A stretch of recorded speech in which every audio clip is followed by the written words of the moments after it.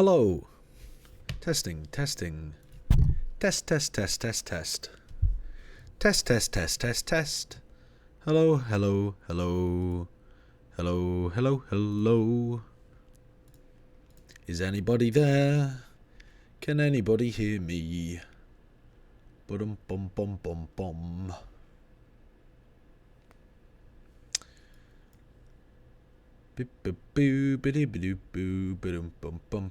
Hello, Ringo. How's it going? Hello, hello, hello. I'm here on my trusty laptop. Don't have to worry about my desktop PC dying.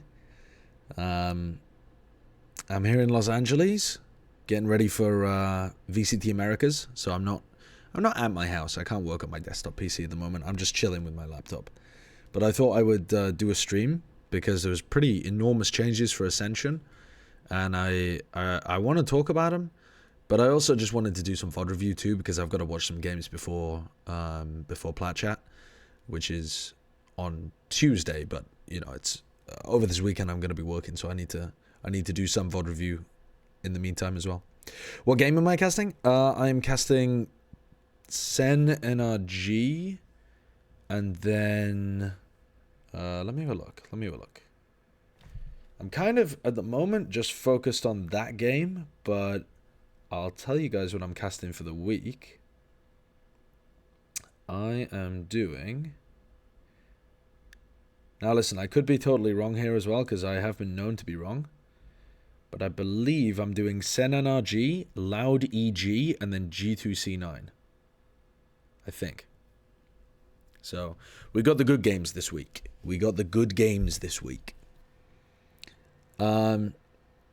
Yeah, we got some good ones. Loud EG might be doing some off-meta weird stuff, according to Zelsis. And Sen NRG is just going to be a banger. I mean, that's a banger no matter who wins. If it's a blowout in either direction, it's probably a banger, no matter what. And then, honestly, the final one was not bad either, I don't think. What was that? What did I just say? C9 against G2? Honestly, that might be... That could end up being the closest of the three games. Depending on if Cloud9 actually play well. Well, I don't know. I don't think they will. I think G2 will beat them. Oh, sparkling water is simply the worst. Simply the worst. You're chilling with an energy drink? 271 tabs open. That is egregious. Happy Gay Pride Show. Uber Chain, thank you for the 80 months. Thank you for the message. Elden Ring DLC is banging. Yeah, I want to play it, but my laptop struggles with Elden Ring. It's not great to stream on, and I haven't brought my controller, so I'm not going to do that. Barla was so C9 pilled. I don't know why. I mean, I think they'll be experimental. Little bug flying around my room. I think they'll be experimental. They might benefit from having the break, but I don't know.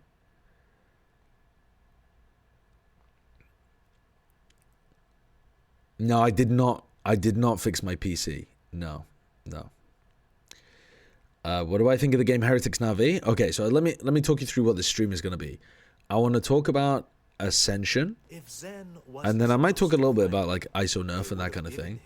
But then I said in the title during the stage 1 LBF. All the best for stage 2. Thank you, Sir Vinny. Thank you for the 5 months as well. I'm going to actually watch the game. So I've only caught a tiny bit of Heretics NaVi, and then I caught like half a map of NaVi Foot. So we're going to do some VOD review, and we're going to go and have a look at what happened with NaVi. Dude, I'm not wearing my primary school shirt. Guys, you can't see, but this shit is so nice. This is like a... Dude, I don't even... This is a fucking lovely shirt, man. It looks like a school shirt on camera, but it's like... Let me see if I can show you what the material is. The material is not normal... It's like very thin terry cloth or something. Dude, the material is so nice. I don't know what the material is. Yeah, it's one of the shirts I got in Korea. It's fucking gorgeous. Yeah, let me have a look. What does the tag say? The tag says... If Zen wasn't supposed to rank, they would have given him It's in Korean. It's in Korean, Closing square bracket. and I can't tell. Mr. B-Boy, thank you for the 42 months. Thanks. Yeah, I don't know. Yeah, I've seen the MIBR news. Yeah.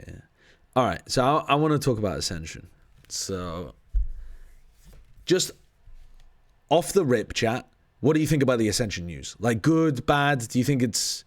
What's your gut reaction to the Ascension news? Capping 12 teams is horrendous. Good. And then someone says bad. Good question mark. Zen wasn't supposed to Taki, thank you for the 30 months. 1 year bad, but the other change is good. All right, so a mixed bag. So, one of the things that I was noticing is that most of the gut reactions I saw were like, this is really good. If we look at this that I've just brought up, this was like the Reddit thread about it. Because for some reason Brandon Moore's esports GG article ended up getting more traction from what I saw than the official tweet, but that's fine.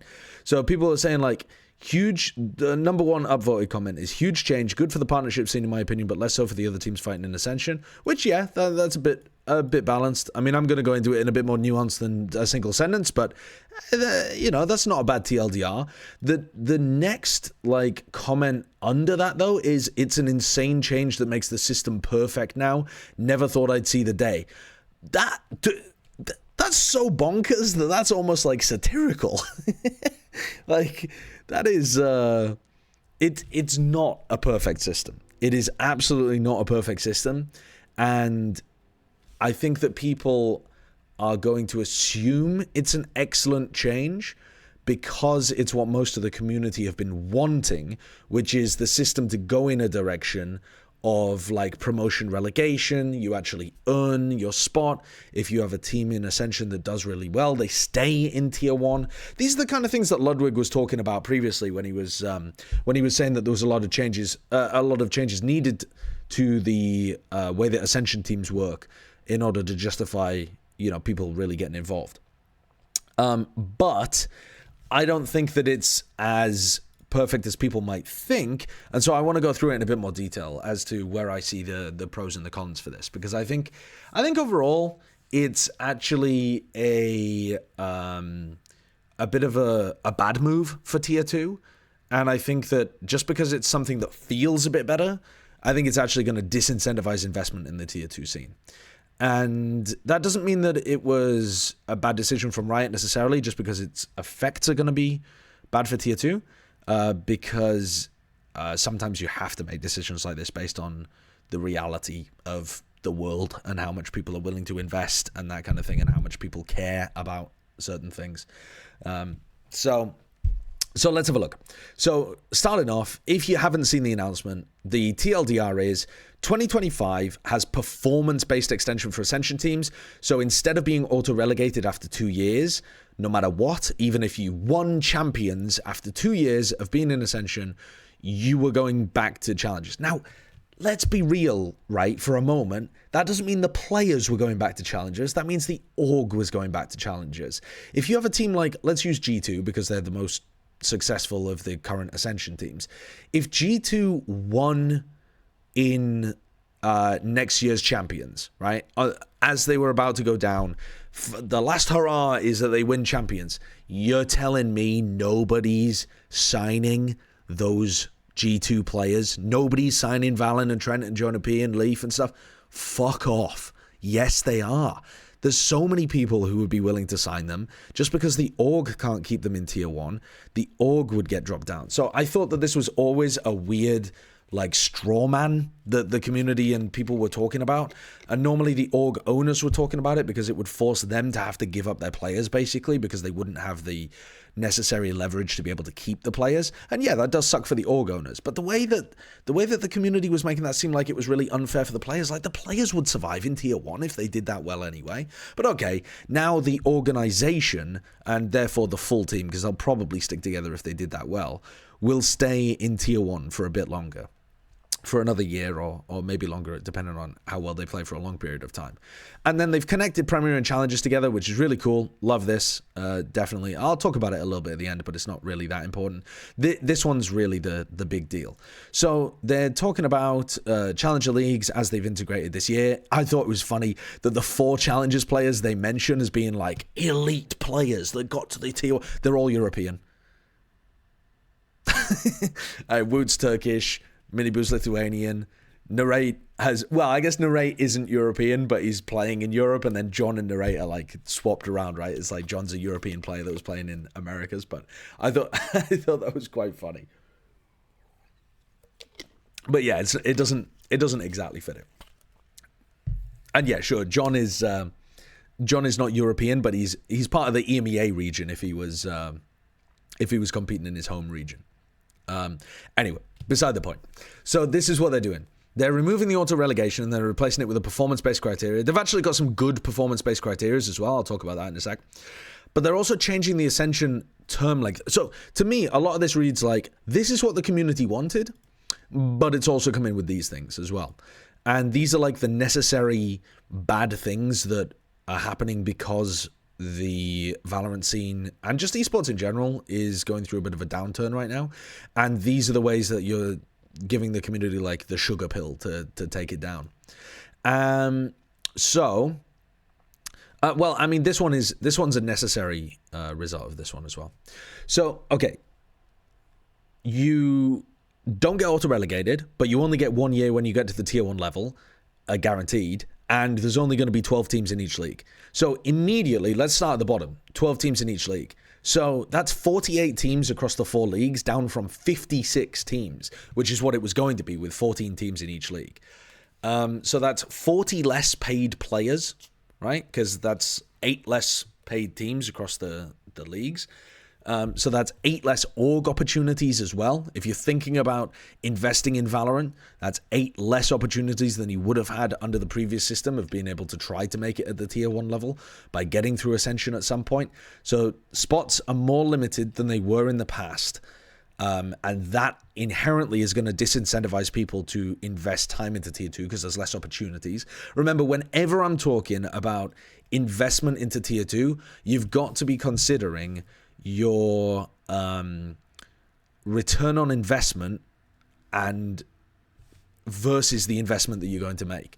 So if your return gets halved, right, your guaranteed return goes from 2 years to 1 year, that means that you should only be investing half to get the same level of value from the deal. And if your chances of making it to the top level decrease significantly because there's now only 12 teams in each league rather than a potential 14, that also means that you should be balancing your investment because your chances of making it have also gone down too. So, but in terms of the positives, I think there's too many. I think 56 was way too many teams for Valorant. Maybe that's just personal preference, but you're watching all the Valorant that's going on at the moment when there's only 11 teams in each league. It's wild. Even if you're just trying to follow one league, that's going, like, there's a lot of matches. The only people who have too little Valorant to watch are the people that follow one team. Those are the only people, and we had this whole discussion at the beginning of the year. Those are the only people who only tune in to watch. I am a 100 Thieves fan. Well, maybe not even 100 Thieves because they're making it to international events now. But like, I am a DFM fan. I only watch Pool Chan when he co-streams the DFM games. That's the only time I ever consume Valorant esports content. These are the only people that have too few matches to watch. Everybody else has a lot of matches to watch in VCT. Especially if you like watching multiple leagues or just a regional league plus international events, which most viewers do consume their content that kind of way. So having less teams, I think, is a good thing overall. And also 12 is a much better number. 12 works way better for most formats. It's good to split into 2 groups of 6. It's good to split into 3 groups of 4, 4 groups of 3. These kind of formats, they work very well. If you want the top 8 to go through to playoffs, that's good. In 2026, under the previous system, We were going to have 13 teams in a league. Can you design a format that works for 13 teams? Because if so, I want to hire you. Riot wants to hire you. It doesn't work. So the fact that they now have 12, yeah, hallelujah. 2026 format is saved, because everything that people were complaining about this year with terrible 11-team formats would have just happened again. Everyone would have been excited that 2025 worked well, and then like, oh, you all fucked it up again, Riot. No, just numbers work like that, guys. So anyway, the fact that they now have 12 teams, it's good in that sense as well, because the format for the future is just generally going to be better, and it specifically saves, like I said, 2026 from being pretty dog. So the actual reward system, I think, is really good. I think they've absolutely cooked with this part of it. If an Ascension team makes it to Champions, they get top 4 in their international league, then they extend their term for another year. That's unfathomably based. That's a fantastic thing to put in there. And then if both Ascension teams make it to Champions, the team with the best performance at the tournament stays, while the other team has to compete at Champions for their spot. I think that's also very fair. If a team's making it to Champions as well, they've got a great chance of winning Ascension still. Most of the Ascension teams are not... I think the best Ascension teams end up being normally like in the upper third, just above middle of the pack in the ILs, from what we can tell so far. So I think they've got a great chance of both staying in that situation, but I think it's fair to have the tier 2 teams fight for the spot. And speaking of which, if you make the top 8, as in you make playoffs at the end of the International League, but you don't actually make it to Champions, then you have to go through Ascension, which is going to be tough. That's definitely tough. But I think it's fun either way. Either the team earns it and you know that they're better than the tier 2 squads and they are back in the tier 1 level, or either because they weren't as good as the tier 2 teams, or because they had more tape on them and they were, had a target on their back and that kind of thing. You get to see fresh blood in the scene, and I don't think that that's a bad thing necessarily either. And the relegation, if a team fails to make the Stage 2 playoffs, they're bottom 4 in the international leagues. They just get straight relegated. They don't even get to fight for their spot. And I've seen some people criticizing this as well and saying, listen, just because you're bottom 4 in tier 1, you actually might still be better than all of the tier 2 teams. But I'm going to be real AF with you right now. I'd rather just see somebody else. If we're picking between a bottom 4 team or a fresh team that I don't know whether they're going to be good or not, give me the fresh team. Give me the fresh team.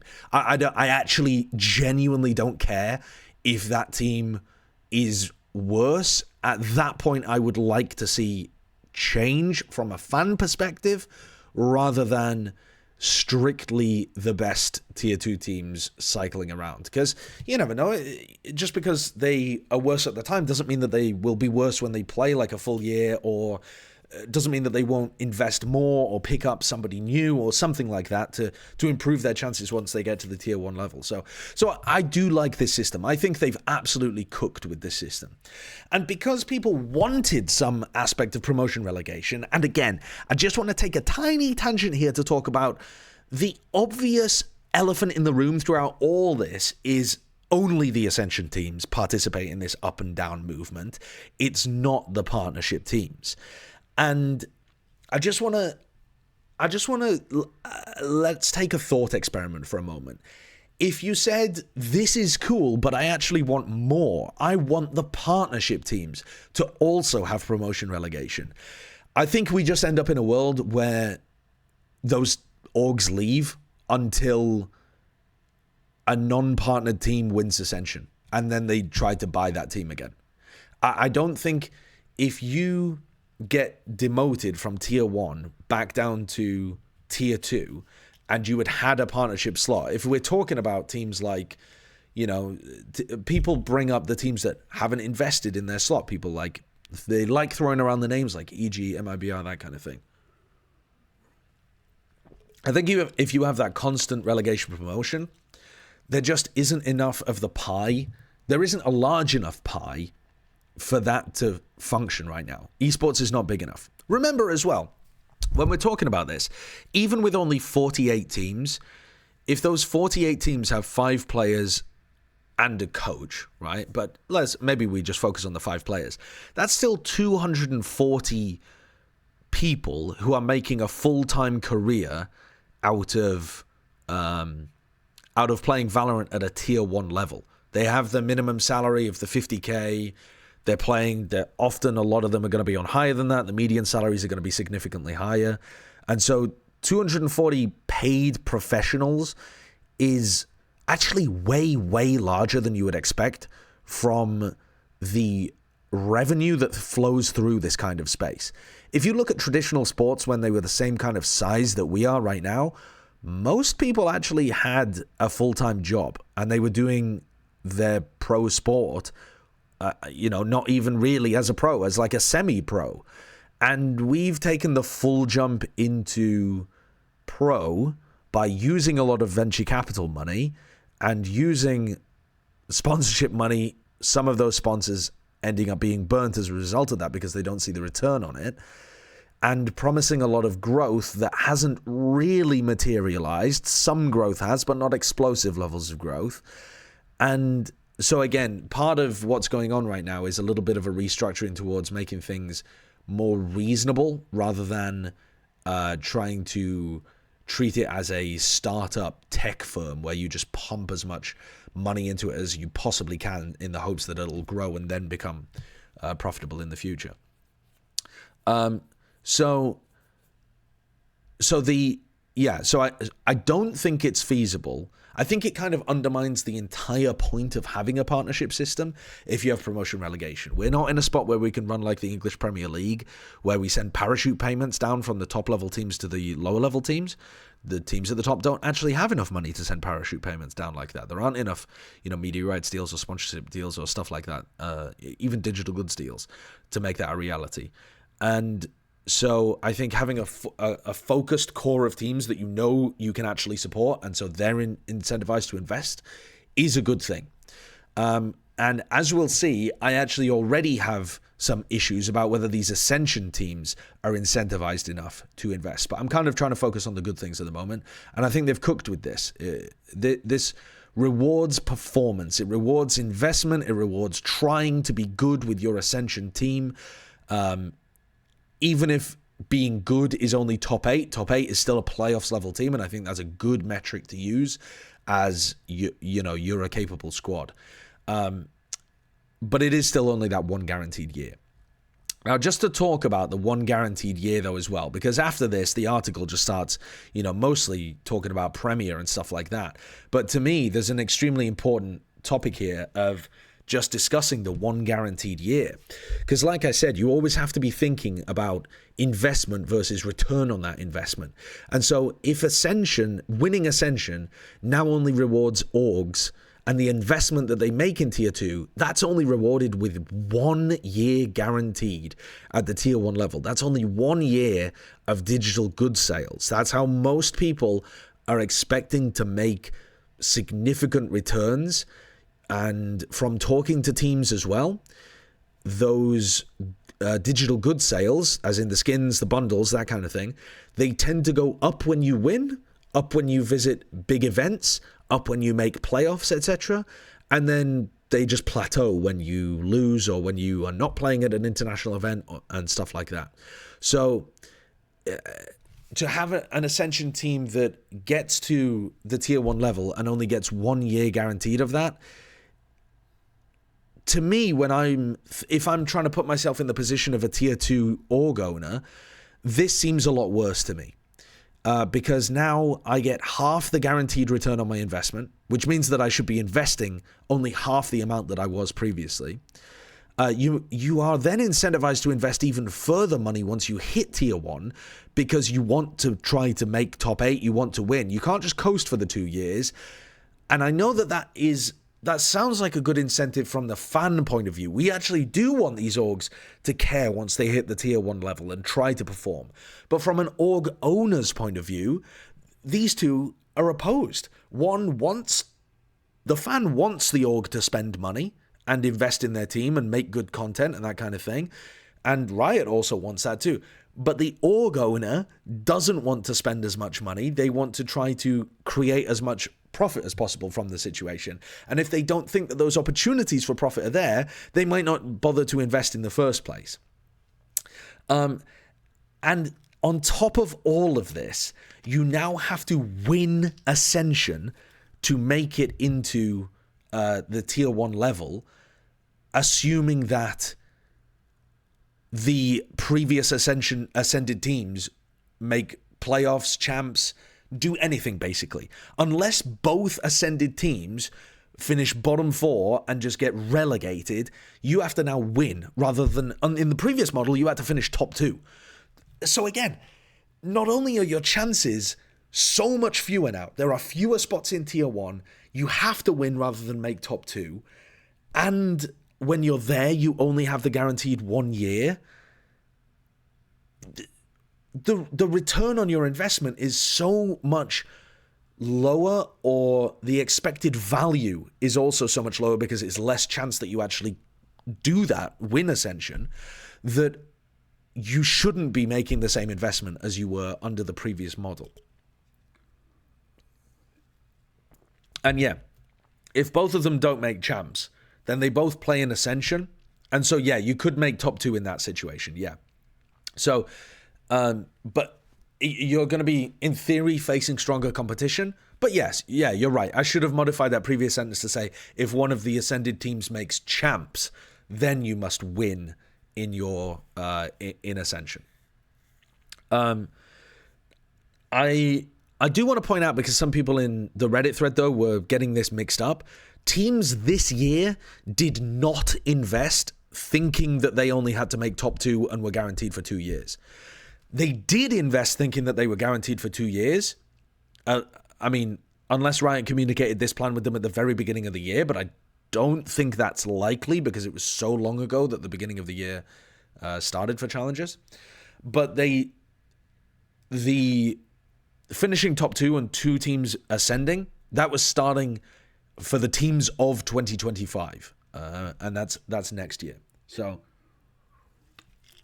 the org owners this year have not been fucked too hard, except that they've invested thinking they were guaranteed for 2 years and they're only guaranteed for 1 year, which again in theory should mean that you like half your investment in it.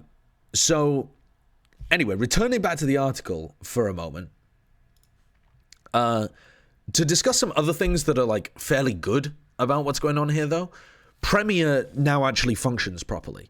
If you haven't played Premiere in a while because you were just thinking about, like, you know, you enjoyed it when it first came out and you played it with a bunch of friends, but you're not really trying to go pro, so you haven't really been keeping up with what's going on in Premiere. Premiere actually now functions properly. It promotes within divisions. Previously, if you won in Premiere, but your rank didn't go up, you just went back into the same level of Premiere, which doesn't make any sense. And now, if you win your level of Premier, then you get promoted into the next level, and that kind of cascades upwards towards this invite division that then feeds into challenges. So the Premier system now actually does feed into the path to pro, and they've looked to try to integrate that with Game Changers to help out Game Changers a little as well. But yeah, Premier is now a very good system. I'm going to try to play some more. I don't have very much time. I'm certainly not looking to try to go pro, but they've really done the work on that system, and I think they deserve a huge amount of credit for doing that, because every game talks about a path to pro. Dude, any Overwatch fans remember Crusher 99 and the non-existent path to pro that Overwatch League said existed? It never existed. This is the first time that I've ever seen a game that had a really good system like that. I think Fortnite may have had some kind of system that functioned fairly well, but I think this is certainly the best that I've ever seen anyway. And what I'd like to see them do going forwards, on top of what they've currently changed, is that I'd like to see them I think every 3 years seems reasonable. I would like to see them review the partnership teams that they've made agreements with. I don't know how long. You'll remember on one of the Plat Chat episodes, I was screaming about the fact that somebody should leak the TPA, which is the team partnership agreement. Some people at Riot got in touch with me afterwards and said, that's not cool. You shouldn't have said that. Listen, I just like a strong press. I think that the strength of the press helps a good scene overall. But that pissed some people off at Riot. But listen, I'm still here. I'm still vibing. But I don't know the details of the TPA, which is why I've got onto this.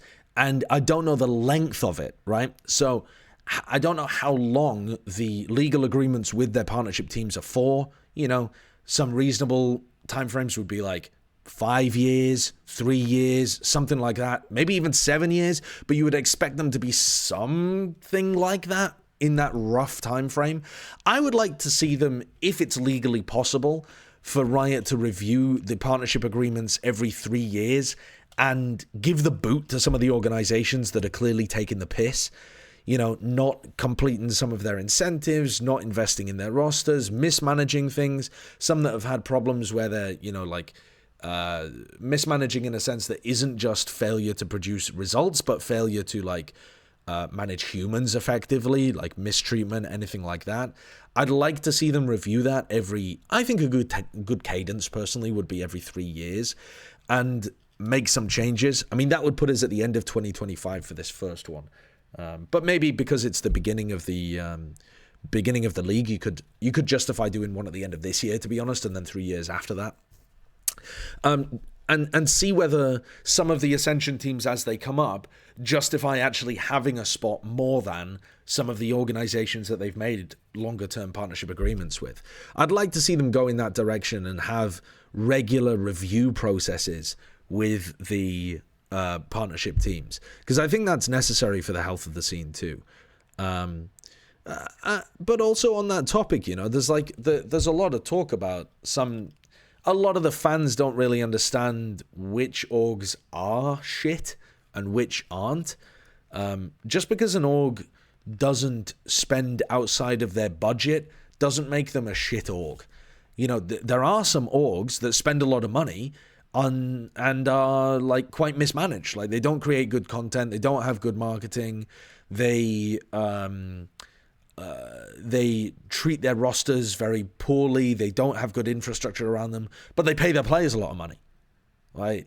You know, there's much more that goes into it than just have you got good talent on your roster.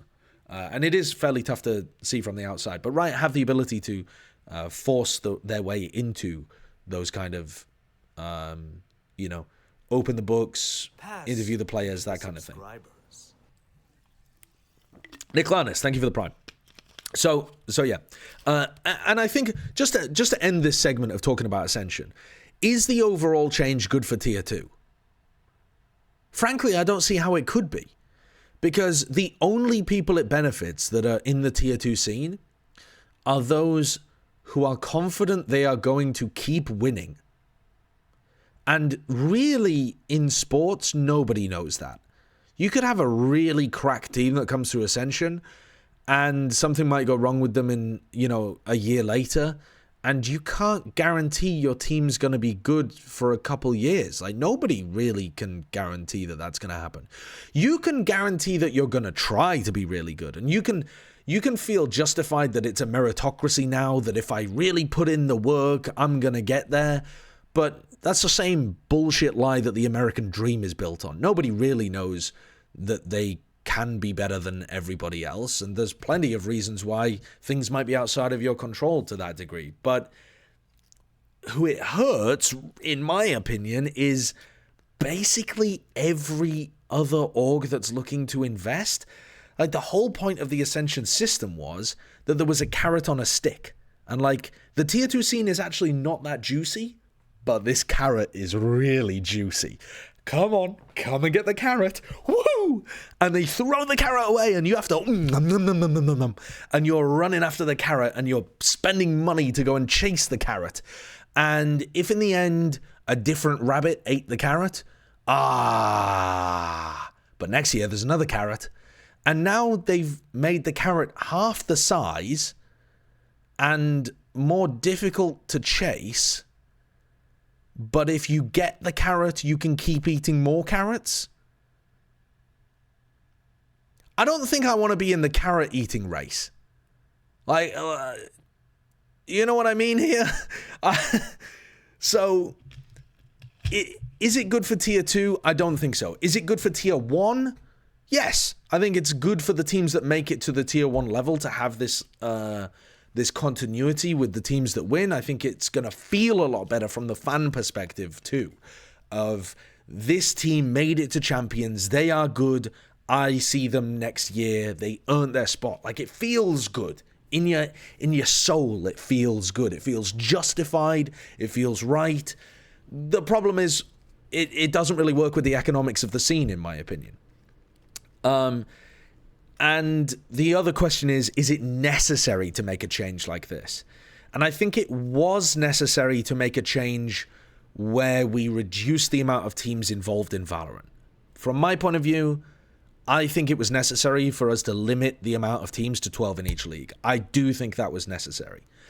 Do I think it was necessary to have only 1 year of Ascension contracts and the, like, you continue? I actually don't. I really don't. I think that because we haven't seen this happen yet, the community doesn't understand it. But I really think that if you put yourself in the frame of mind of G2 won champions, but G2 get relegated, but all the G2 players just get signed to a different org like Cloud9, is anyone actually mad about that? Maybe the G2 fans are mad about that, but almost all of the fans like players rather than orgs. So I actually don't feel like that would have pissed people off as much as maybe people think they would have been pissed off about it. The likelihood of the whole team being together, sure, that's not... It doesn't always happen, but they would almost always be still in tier 1.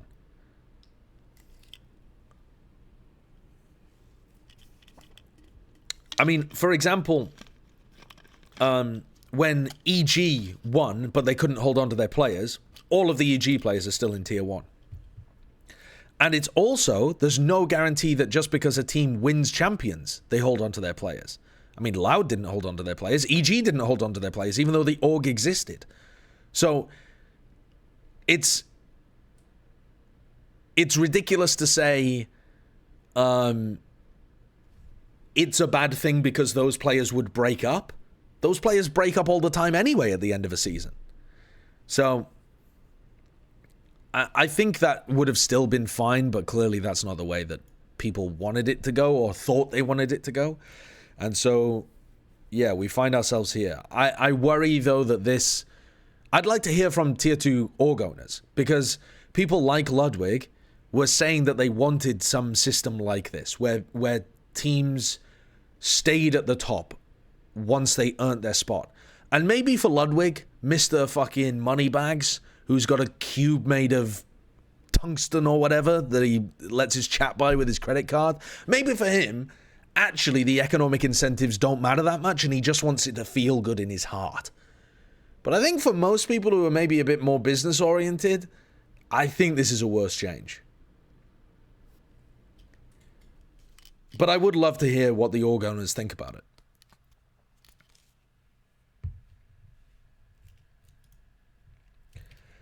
Yeah, and the partnership teams just simply can't be involved in relegation. The pie is not big enough to split all of that. Yeah. Thank you, Father Sweet Lips. Yeah, I'm going for the Charles Bronson look.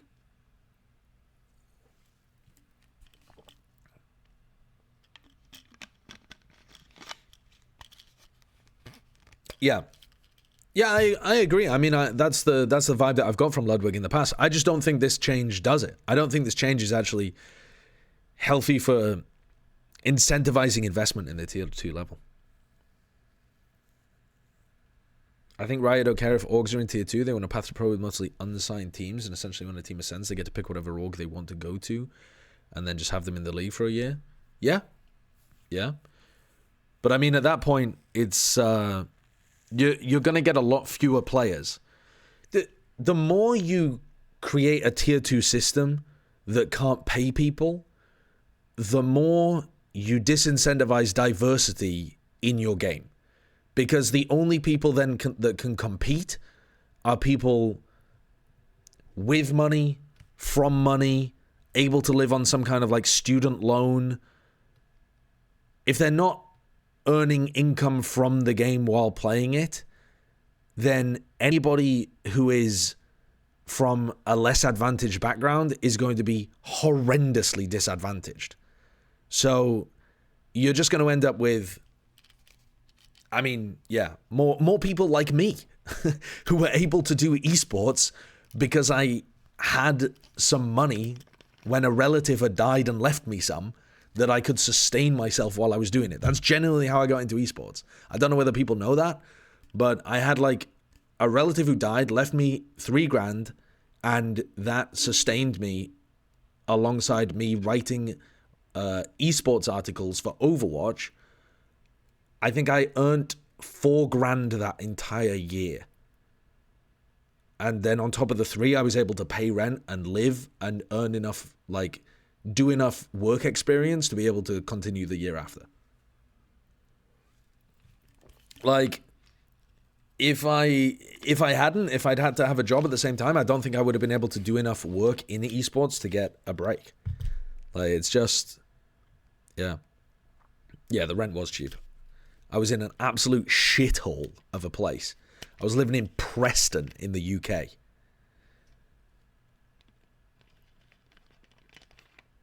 Yeah. Yeah, it was rough. Depreston, yeah.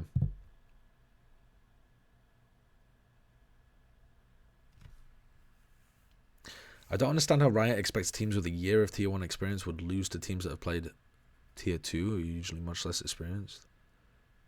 I don't know that the Tier 2 teams are going to be in a disadvantage there, Savini. Remember that the Tier 1 teams are going to be playing Ascension right as they finish trying to make champions. There's going to be tons of tape on them, depending on exactly when Ascension is played. I suppose it could be shifted throughout the year a little bit, but I mean, we don't know that Ascension is after champs for next year, right?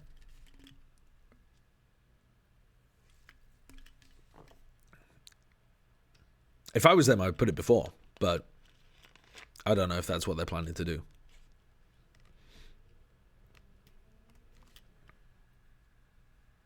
But yeah, I suppose for this year, we do know the schedule. Yeah. But the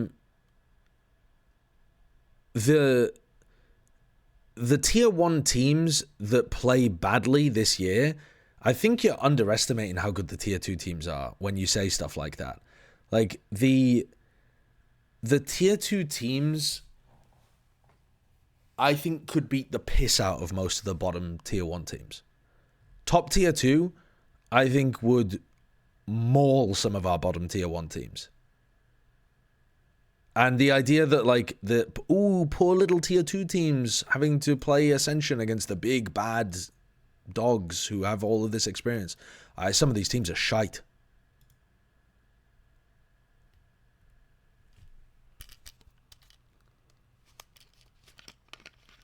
I think that's only the case in NA, though.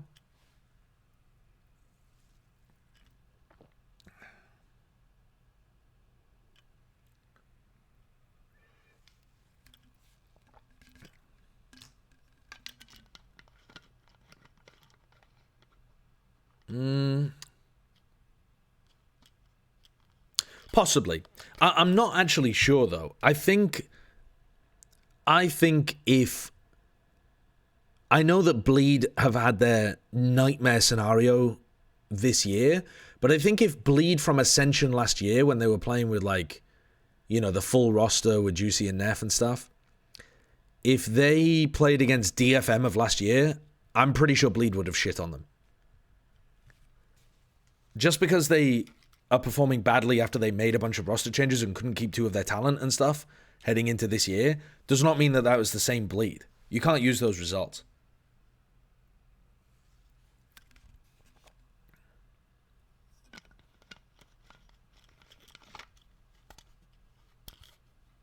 Bleed were dysfunctional during Ascension as well and just had a run. They didn't. They looked like the best team the whole time throughout Pacific Ascension. Like, Pacific, I think they were clearly the best team. I don't really buy that. I don't buy that.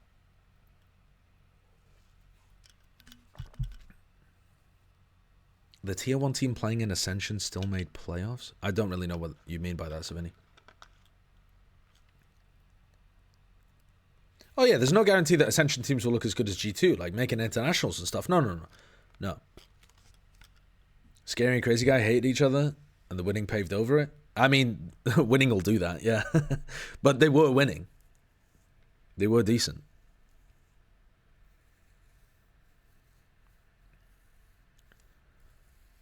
Bleed is still in for next year. Yeah, I'm not exactly sure how they're going to... I don't know what they're going to do for the teams that are already up. Do you know, chat? Like for G2 Bleed and General Mates, are they... I mean, I would assume they've already signed deals for 2 years. So, there's no way that this is being implemented this year. Yeah.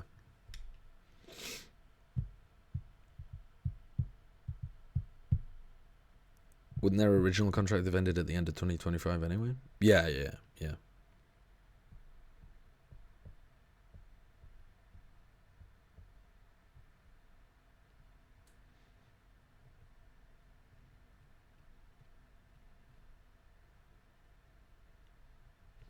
I mean, it can be 2 teams ascending. If the 2 Ascension teams both get relegated, then it can be 2 teams ascending. But if one of the Ascension teams makes champs or beats the others in Ascension, then, yeah, it can be anywhere from 0. Well, to say that there's 0, I mean, if there was 0, then a team would have still had to win Ascension and make it through. It's just that they would have defended their spot in Ascension. So, yeah, they don't necessarily ascend, but they play in Ascension and win it. Like, the winner still goes through, yeah. Imagine this change happened this year and Oxygen wins Ascension. 2 players are underage. Now you need to sign and replace 2 of your best players and try to get top 8, or else tough shit. Yeah. Yeah. I mean, it disincentivizes trying to find young talent as well, I suppose. But then that was the same in the previous format, to be honest. You still had to replace those players. It's just that you were guaranteed to have the spot for a while. What stops a tier 2 team from just winning and selling their spot, though? Well, you can't really sell your spot. They don't let money change hands from, like... I mean, you can sell your spot in the sense that, like, the players can demand a large buyout, but it gets mediated through Riot by the look of things based on what happened this year with the Guard. So I think Riot tries to disincentivize price gouging from the players. Although quite how that happens, I'm not sure.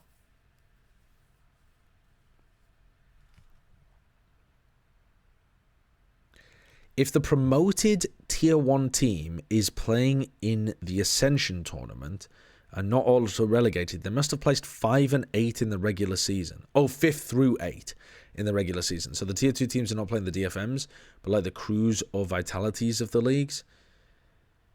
Yeah, but also, Savini, they're still playing a team that was in their spot, like, you know, a year earlier. I mean, I guess maybe not, because you could just change your entire roster, couldn't you? But yeah, you're right. You're not playing against the crappies. Yeah.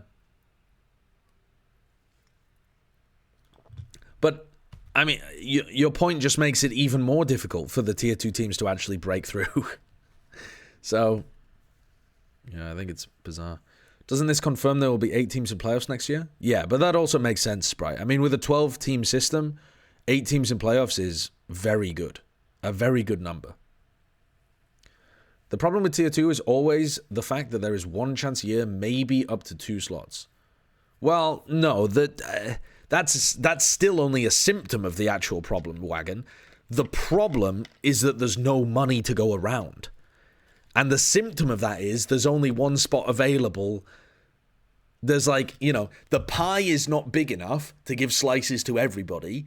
We've only got one slice to give because it's a small pie.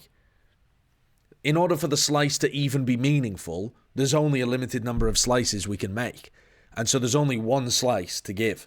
And that's where you get to your issue, which is there's only one slice of the pie. But the real problem is it's only quite a small pie to begin with. Simply bake a bigger pie? Oh, fucking genius. Genius. Chat, why didn't we all think of this before? Let's just get more viewers. Let's just get more viewers. Let's just get more viewers and more money.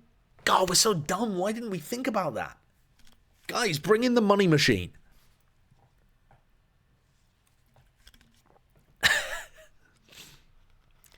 Orgs should just blow up the ascending roster to try to make a better squad that will make champs.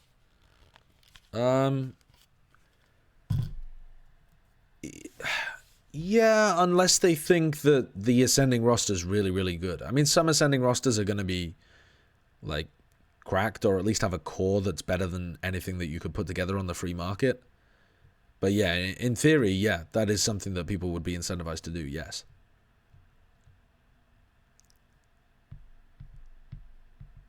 Yeah.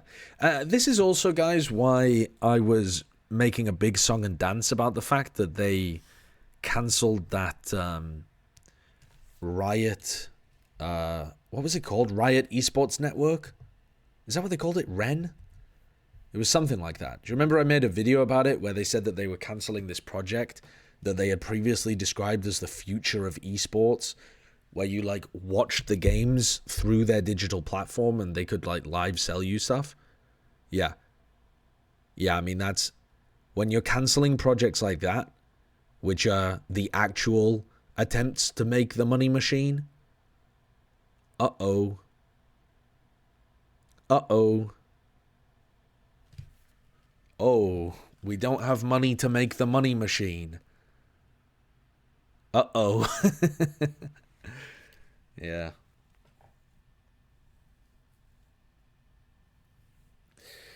Okay. So...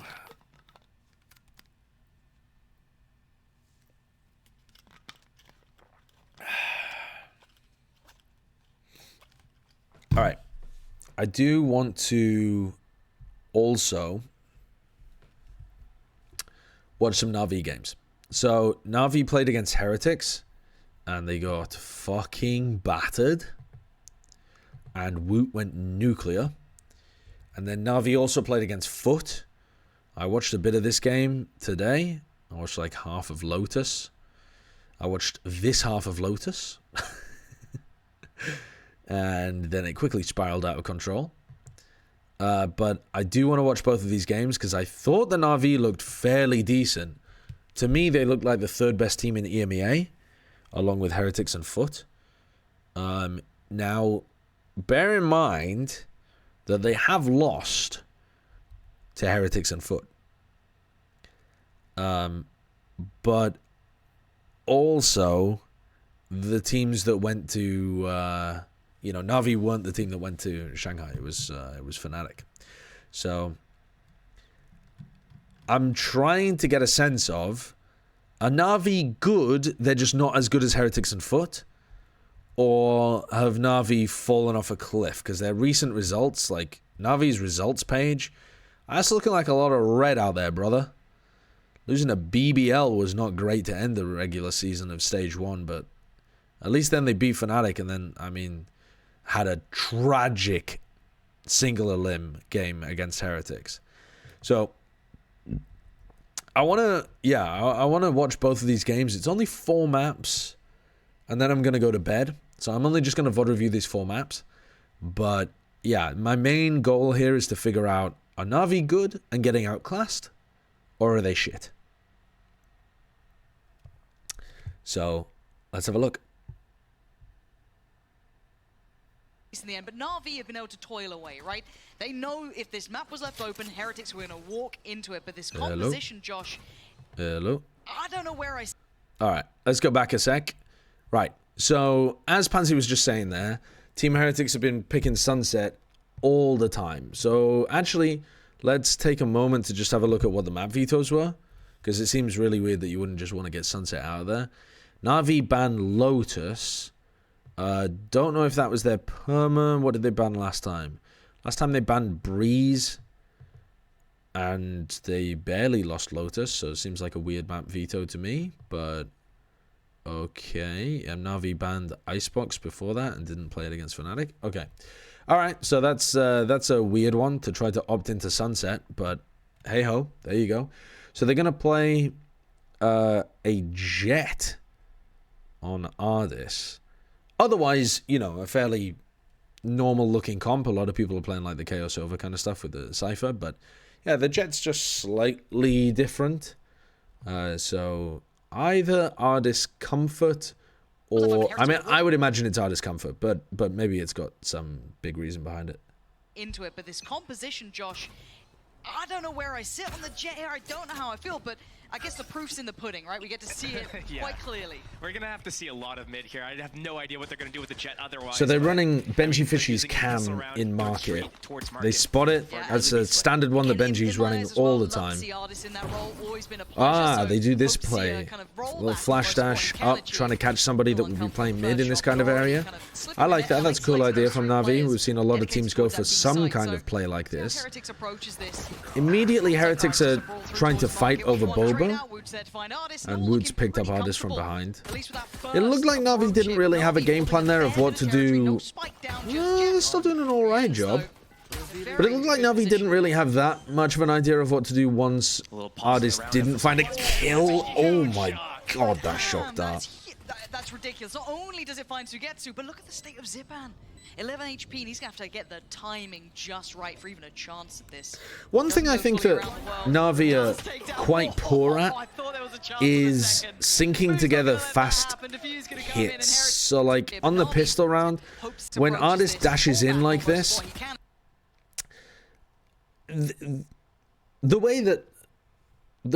so some teams are just going to play this to try to get a pick, but you need a second plan, and I think the second plan here looks like it was supposed to be like a fast market pivot to try to put a lot of pressure on, and it's just, it's so slow. Like the smoke is not to help Ardis get in. They have market control, but there's no real pressure on the Boba players.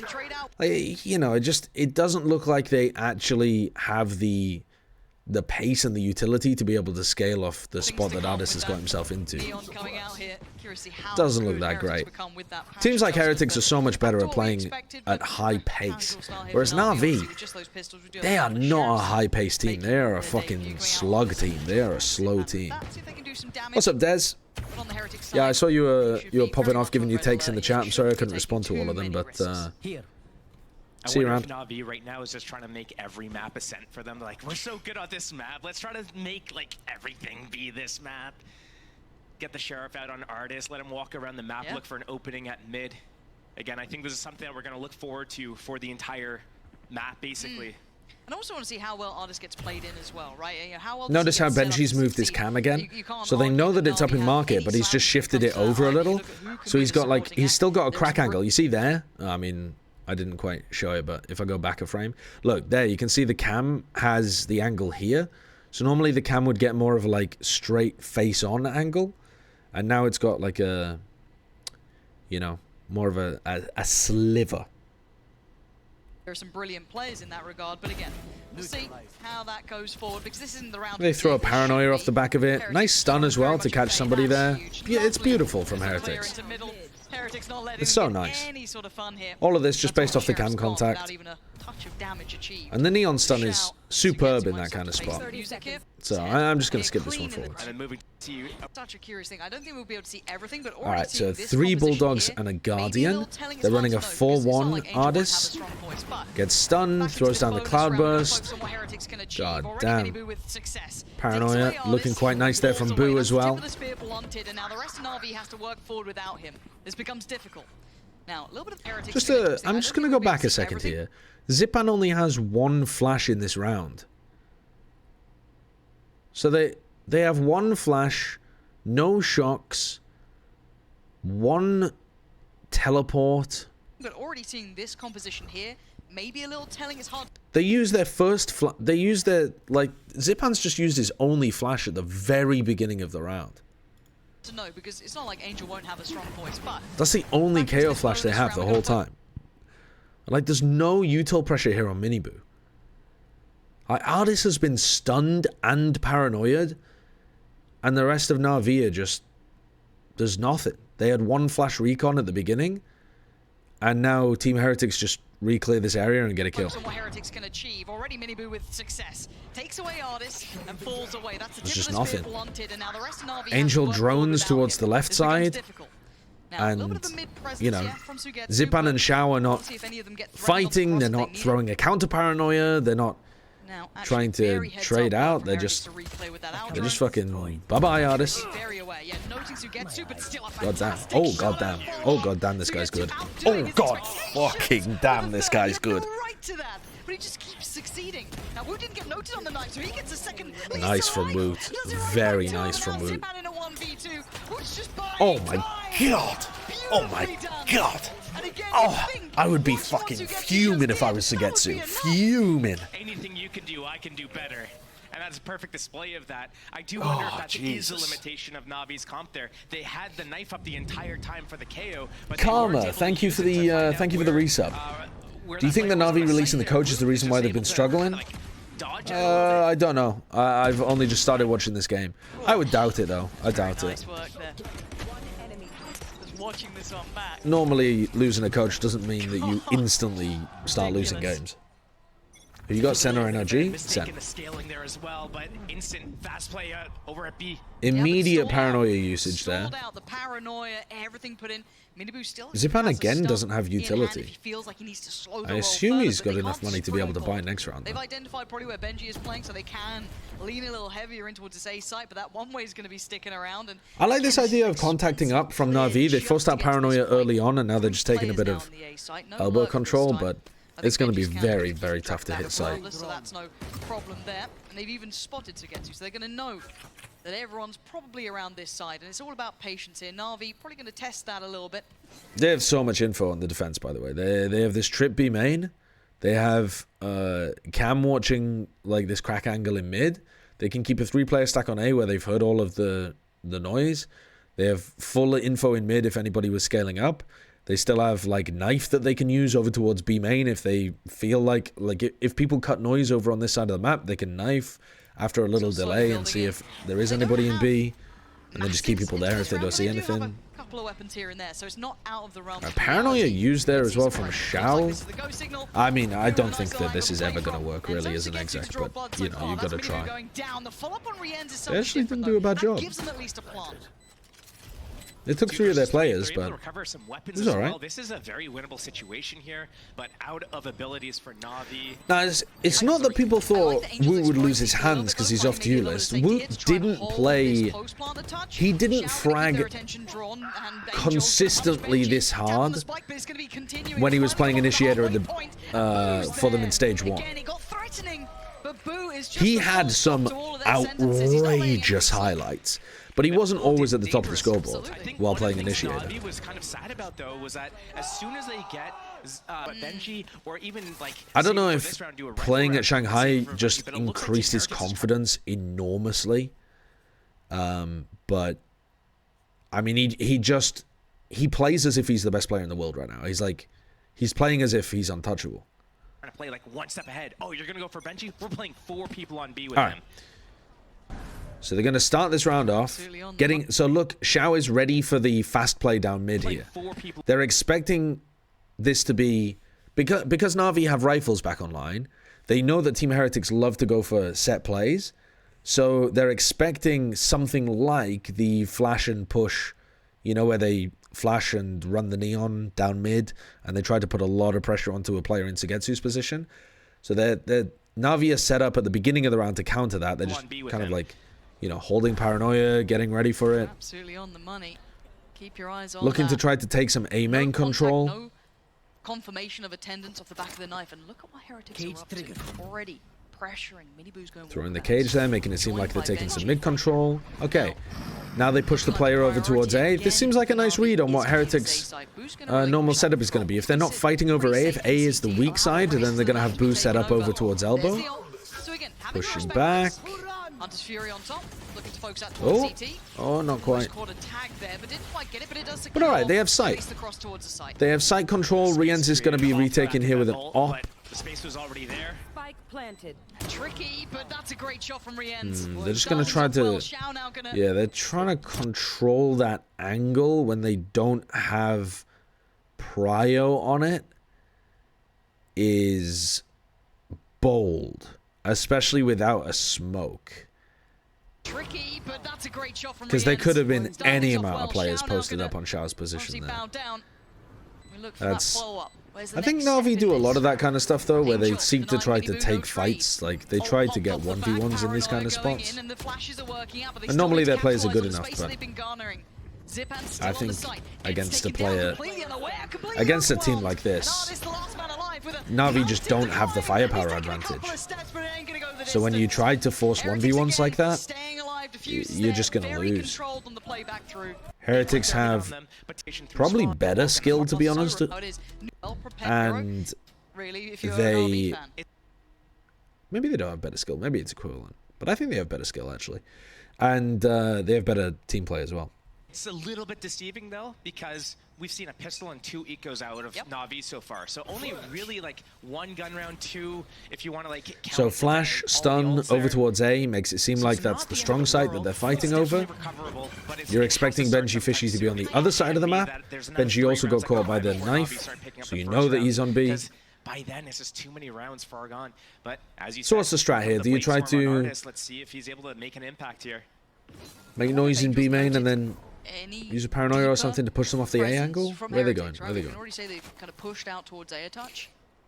Yeah, slower meta Navi would be better. I agree. They're just not good in a fast-paced meta, in my opinion. It's kind of similar to Fnatic, though. Fnatic are not good in fast-paced metas. They've done some adaptation to try to get there. Waiting. What's going to be the go signal? Right, their split comp doesn't play quickly, but it's... Benji noted, time to go, and it's already hardest to it's get kind of a contact, fast but he doesn't draw blood, not the way he wanted. And it's just not going well, the way he one. wants. He does get the kill, but it gets traded out. Now you got to look towards the success on the site. The problem is the spike's been lost, and Woot's not letting them get any freedom on the site. Artist, yeah, you can go all the way around pillar all you want. It doesn't matter. Navi are a weird one because they're actually a slow, kind of undisciplined team. So how are you going to get past 3? I think people make the mistake of thinking they're disciplined because they play slowly, but they don't often double up with each other, have perfect trade timings, like, or perfect swing timings, I suppose, that kind of stuff. Too crazy from Team Heretics in terms of what we're expecting to see from them. It's they take a lot of ones. We've seen it all throughout, pretty much all of stage but they take like smart ones. So much that you have to, be surprised. Normally they're fighting on like favored angles or with favored utility. Shifting over into spawn early on. Like all of this is pretty normal. What we need to see from NaVi right now is them actually being able to connect shots, and it sounds really like down as like an analysis, but realistically, like we can't be missing. Neil saying it feels so weird to see Woot getting kills, but nobody cheering. That's funny. It's okay. You want to take middle? Cool. We'll take at least one of the extremities. We'll kind of counter. All right. So this time they go in, they break cam right at the beginning. Testing in middle. I like that. You've got to be ready in case Heretics re-clear mid. And it looks like they are getting ready for that. It's good that they have Artis in this position. Remember what the re-clear was last time? There was a stun towards pillar. There was a recon, a flash. There was a paranoia. In fact, they came over from A as well. They have their 2 players pushed up, Artis and Xiao, who have the best escape mechanisms. And then the others can kind of come in after they've dodged the utility. And if they wanted to, Artis could like cloudburst himself and stuff as well. So I like Navi's anti-mid setup here. Deeper up through top of middle. But Heretics don't go for it this time. And it's all this like slow play towards market. They know that that's what's going to be defended. So now you're looking to try to go over towards A. What are you doing? Paranoia? Push him off the angle? That's what Xiao's looking for. This is interesting. First time we get to see this. Here comes the flash. And it misses Mini Boo. Mini Boo very ready for that by the look of things. Knew exactly where it was coming from because Xiao did it in the previous round. Woot leaning heavier towards A, and it looks very choreographed from NaVi, and it's being witnessed and watched comfortably by Heretics. Sliggy says Woot has been killing everybody in scrims for years. Why would he lack confidence?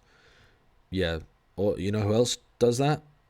Like Icy, the players on Global Esports. Scrims don't mean anything. Pablo's dad, thank you for the 23 months. Scrims only matter when you convert them into matches. Again, one way's back up. That's not going to be going away. So what's the plan, NaVi? A high flash and just hope for the best. Yeah, they're going straight through it, but the stun's going to be there. Artist just kind of sent into the blender. God this damn, is going what away. is going so what's on the here? plan, NaVi? A high flash and just hope for the best. Yeah, they're going straight through it, but the stun's going to be there. Yeah. Artist just kind of sent into the blender. There's no way through that. They had to give it a go, but that's all you're going to get. 20 Shower's seconds gonna left, make and them sit NaVi closer, try forced to get up go on the into box, A. but it's just a challenge. And they're just being met by Sugetsu sheer not resistance, really giving them Josh. There's options no in this round to access. make a late It's round 13 pivot over seconds. towards the other They've run side. out of time, and they've They run just out tried of to options. hit A. TP's there, but they ain't even considering it apparently. I think once they get the clock off the 30 seconds zone, many people He's hunting. He's Oh. going after them. Sugetsu can definitely still shoot, can't he? To the face, but still, this is clean work from Heretics, and they're just proving why they. No, Icy's not bad, but he played badly at the beginning when he first looking up joined. to the challenge here. Oh, I think once the He's been clock hit good, 30 seconds, NaVi felt like, recently, oh, though. okay, we have to go A. Yeah, the one-way smoke's up, but like we just gotta be able to Come break VOD review in through my this. I think room, the we have option was wine. there with the mid pressure No. that they've done early on, and I won't be how able to Team concentrate Heretics with kinda, the like, wine. does these gamble rotations Does and EMEA use heavily too just, like, much Vandal? over-rotates and goes I don't for think those, there's such a thing. retakes. I'm Vandal I pilled. think NaVi probably could have done an audible. Nah, I through don't know. mid I mean, courtyard, the- through the market it's into personal B, preference and at this they also point, had I the think. Omen ultimate up that they could have used that for info or to just like speed that process up. So Benji's put his cam in a different spot because now they're Signals like maybe there's breaking that something one. deeper going on here. All right, But I like this. here's This that looks very same reminiscent kind of almost the pistol round The strap. additional layer of pressure towards CT puts And Woot instantly deals with Ardis because Ardis is scaling and has to worry about two angles here. Backside, Boba, and he also has to deal with Market too. And the timing of these mid players going into... like these mid players are getting stuffed in Market. They're not bullying their way in aggressively enough. So the timing's just all wrong. These Market players are not even worried about these three in mid because they've already kept them back for a sec. So Ardis is just on his own, gets dealt with. These fast rounds, they do look bad from Look at the NaVi. crossfires. There is no access to these sites. Heretics, they know what NaVi want to do, and they're so perfectly placed for it. Sugetsu's position was revealed very early on, and I mean, again, I don't know guy what the can do Vandal- damage, but look at the Vandal mini-map. Phantom Look at distribution what's is. coming his Yeah. way. There's no way out. He's got players left, right, and center, and a bit of aim training. Sure, God, that actually did look quite close, but a minute to play with. You got to do something here, Sugetsu. Show me what you got. Well, he does have his hat to throw at them, get the information, and he is the only one that's really consistently shooting back for the side of NaVi. I'm just going to skip this. There's no shot. Bust. Sugetsu wins that. You're going. Basically, hey, yeah, NaVi's been playing this map like they still have Gecko and Raze perhaps, or Neon, but they don't, so they have to do something a little bit Yeah, different. and NaVi they're is just not. struggling. And when they are trying to They- speed things up or change the pace tempo or change the areas that they attack, They're not really working the it's map disjointed very and their effectively. players aren't getting any kills. They're doing a lot of 4-1 or set exec splits, and the set exec splits have been failing. Towards that B site, earlier contact there. I kind of like this, kind of feigning that interest towards market. But they're still being. Oh, God damn. Boo. That's beautiful. And Mini Boo's waiting.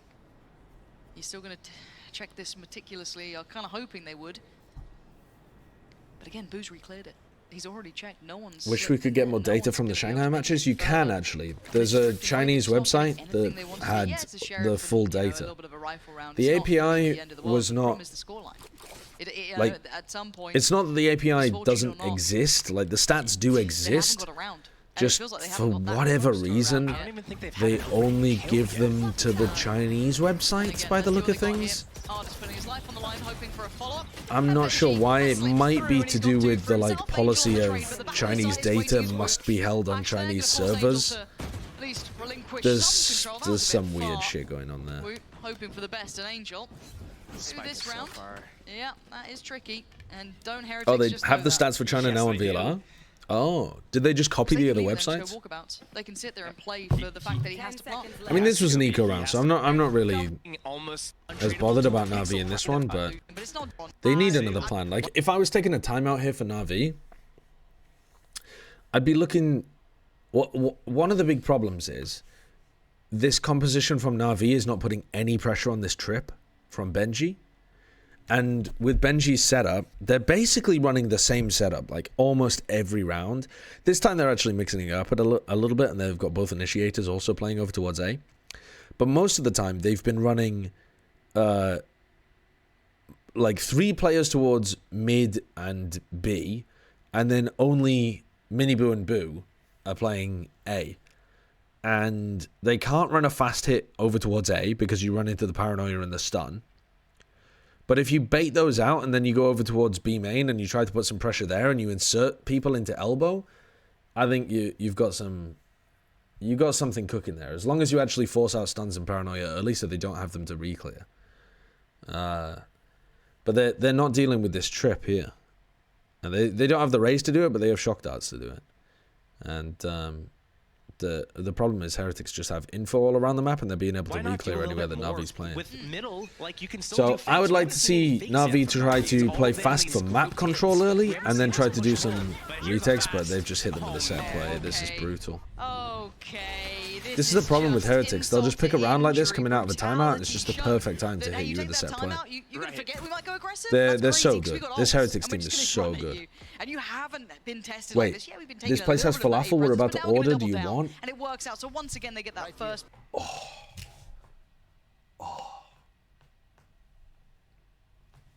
No, I have a banana in my room.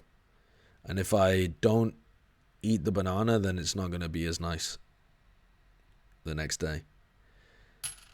Thank you for the 100 bits, Monkey Meatloaf. I do not have the Elden Ring DLC. I will download it and play it when I get back then. Eat both? No, I'm already a little podgy looking motherfucker. I gotta stop consuming 5,000 calories a day. They fall away and NaVi left to rot a We're acting like a bonanza meal. Chat, we've already eaten dinner. Chat, we've already eaten dinner for the day. We just came from a pub where we just ate dinner.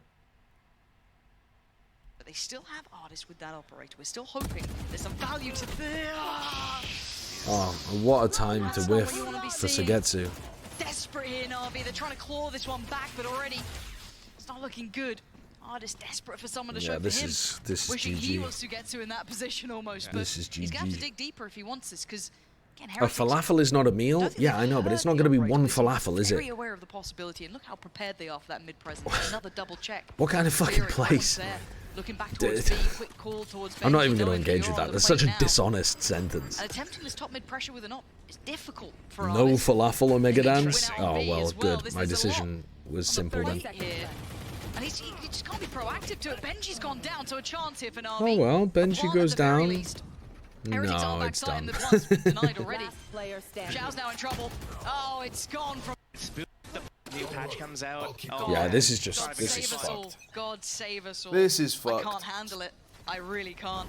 Okay, we're back into this artist You hero can eat the right banana now. for breakfast tomorrow, pre-gym. Have to live up to that title Little of a fridge, hero bro. here. That's the start they needed. A trade. Order me the falafel. Vansili? Order the falafel. Order the falafel. And then nothing else back.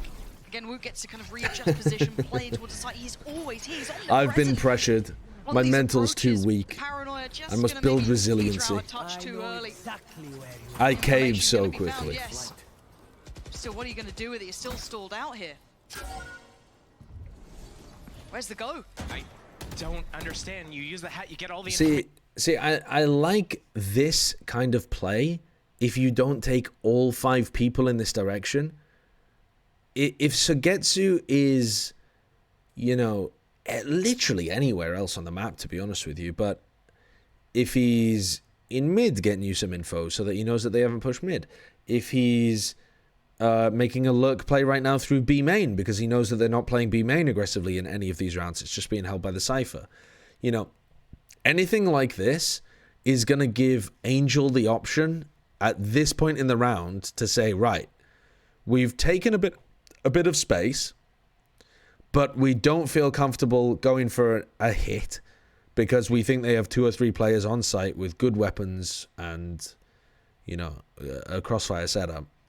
So let's call a pause in the round and work off the info that someone else has given us around the map. But they're just bunched up. Like, almost every round, NaVi are just bunched up, like 5. But you use the drone, but you don't even go in with it. There's something going on with NaVi. What's up, Ashiki? And it's not that good right now. They need to figure out. I'm in Los ways to Angeles, just, so like, it's a... just do something. Yeah, Resiliency is not a thing. It's like saying brilliancy instead of brilliance. Resiliency. I'm going to keep saying it. Not deliberately, but accidentally. Maybe this pause has been enough that's drawn away one of the players. Sure, Benji has gone back towards B, leaving 2 here. They maybe don't expect this pressure coming in from elbow. Maybe, I don't know. But that dart should confirm there's at least 2 players here, 'cause I don't think he got noted on the knife, so they should be aware of what's coming their way. Rien's is coming over, Benji's on the way, but the plant's going to come in, so NaVi, at the very least, get a plant. Going to be saving the ult for the post plant as well. Alright, so they do end up getting in there. Rien's not going to be able to use that utility. How are you winning this post plant, though? You know that Team Heretics are going to be throwing util at you. But you know they've already used Paranoia Yeah, he's got light and armor and flashes. yeah, okay, that's a little strange, but Zipan not going to be clean on that first shot, gets information, but at this point you need to draw blood here. I mean, they're so... Rien's going to be challenging I guess Sugetsu did go to help Angel there. Things getting a little dangerous. Oh, it's so sloppy from NaVi. Okay. Well, that's a start. That's not bad, because that didn't even get to halfway, so that is Like actually pretty important. The way but that there's only so much you can do. the way that they're Rook's having fighting an is so absolute tear of a game. Diffuse like is gonna be unaware fine. Sounds of close, where but each it's other not are and where this. they want to take fights NaVi and where thought their they were so opponents are. close then, Josh. Do you want a hot sauce? No drink. I just want falafel and fries if they have fries. If they have some kind of like white sauce, like garlic or like the halal guy's white sauce. It felt But like not they hot sauce, almost no. got something, but it felt disjointed though. They were stalled out, they were bits wrong. It didn't. I don't know what's No going drink? on here. I got water here. 3 instances and just this They got the halal guy's white sauce. Ooh, I'd suck that shit out of a bathtub. I was telling Wyatt this. I watched Saltburn on the flight on the way over. Oh my god. That is a disturbing movie, but also not a good movie to watch on a flight. Holy shit. The bathtub scene when you're sat, like, you know, arms next to touching a guy right next to you, begging him not to glance over at your screen as someone's sucking cum out of a bathtub. Like, holy shit, man. It's a bonkers movie. It's a bonkers movie. Yeah. I would highly recommend it. It was some of the most uncomfortable viewing. Like, a few of the scenes was some of the most uncomfortable viewing out of... I will never watch that movie again. I will not watch that movie again. But, dude, I didn't spoil the movie. That's... Yeah. Are you watching it just for that? That's not a spoiler. You don't even know which character did it.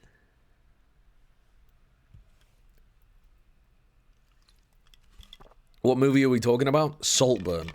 I was talking to Wyatt about it. I do think there's some weird bits at the end, but I think the majority of the movie is, I think, pretty fantastic.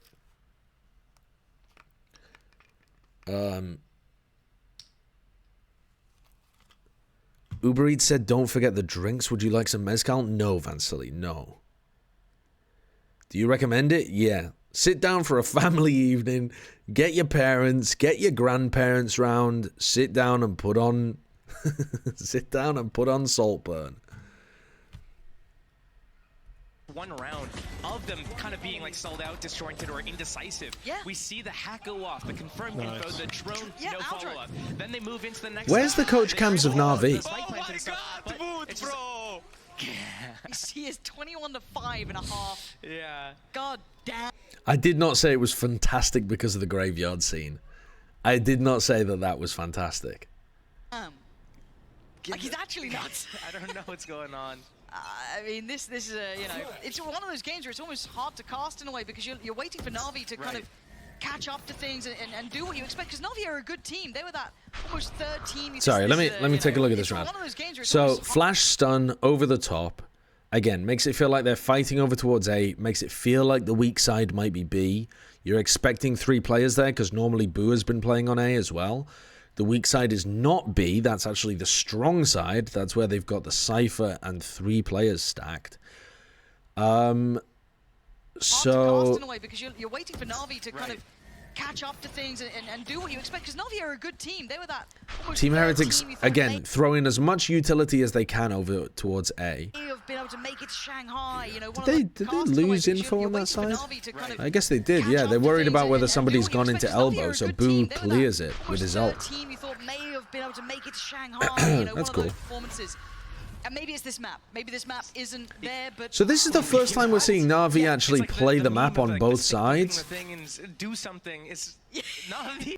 So I think here, Team Heretics have to be aware that just because Boo cleared elbow, Angel could very well call a reclear, like a contact repush into A right now. That's something that Angel quite likes to do, these contact repushes. So these 2 players cannot be too confident that A is not being slowly crept up on. They're just playing A for retake at this point. And this gamble ends up being correct. And a good thing to go for, because NaVi are trying one of their first plays that I can remember on a rifle round that comes through B main. Yeah, you're kind of right. And again, I But like because they also haven't really been defaulting pressure when they're playing their best. They're a here, beautiful team to watch, but they're just going to have to shock as they exec but again, in case there's a close trip. Not many excuses here for them. First real There's the shock. Challenge towards a B site. Zipan just gets spammed because again, that shock just, they've never been doing that the whole half. So you know that there's an exec about to come after it. Because they, you know, they just haven't been going for that at any point. It immediately feels like there's going to be people ready to pop out straight afterwards.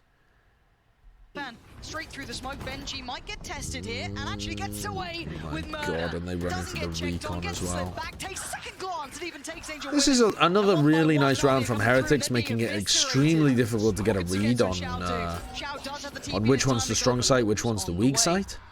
The monster himself, the man who has been. And I think there's certainly a world in which Angel decides to call a reclear into A, I'd be happy with that. like a contact reclear.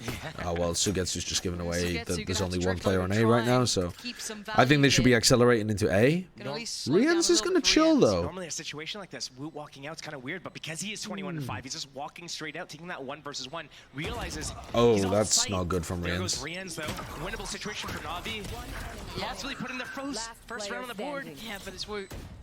Until I hear that spike ticking a little faster, I don't believe. Okay, Sugetsu's still having a great game. Individually. In terms of his, like, I actually don't really like the way that Sugetsu's played a lot of the rounds with his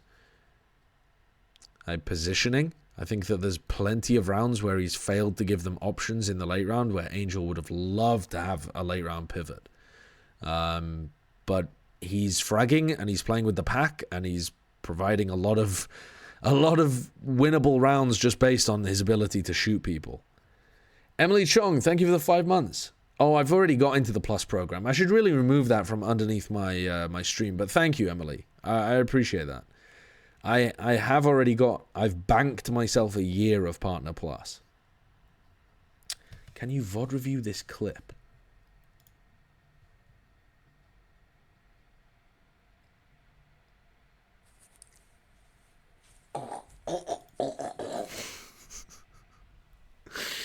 POV, you are crew after going on a run.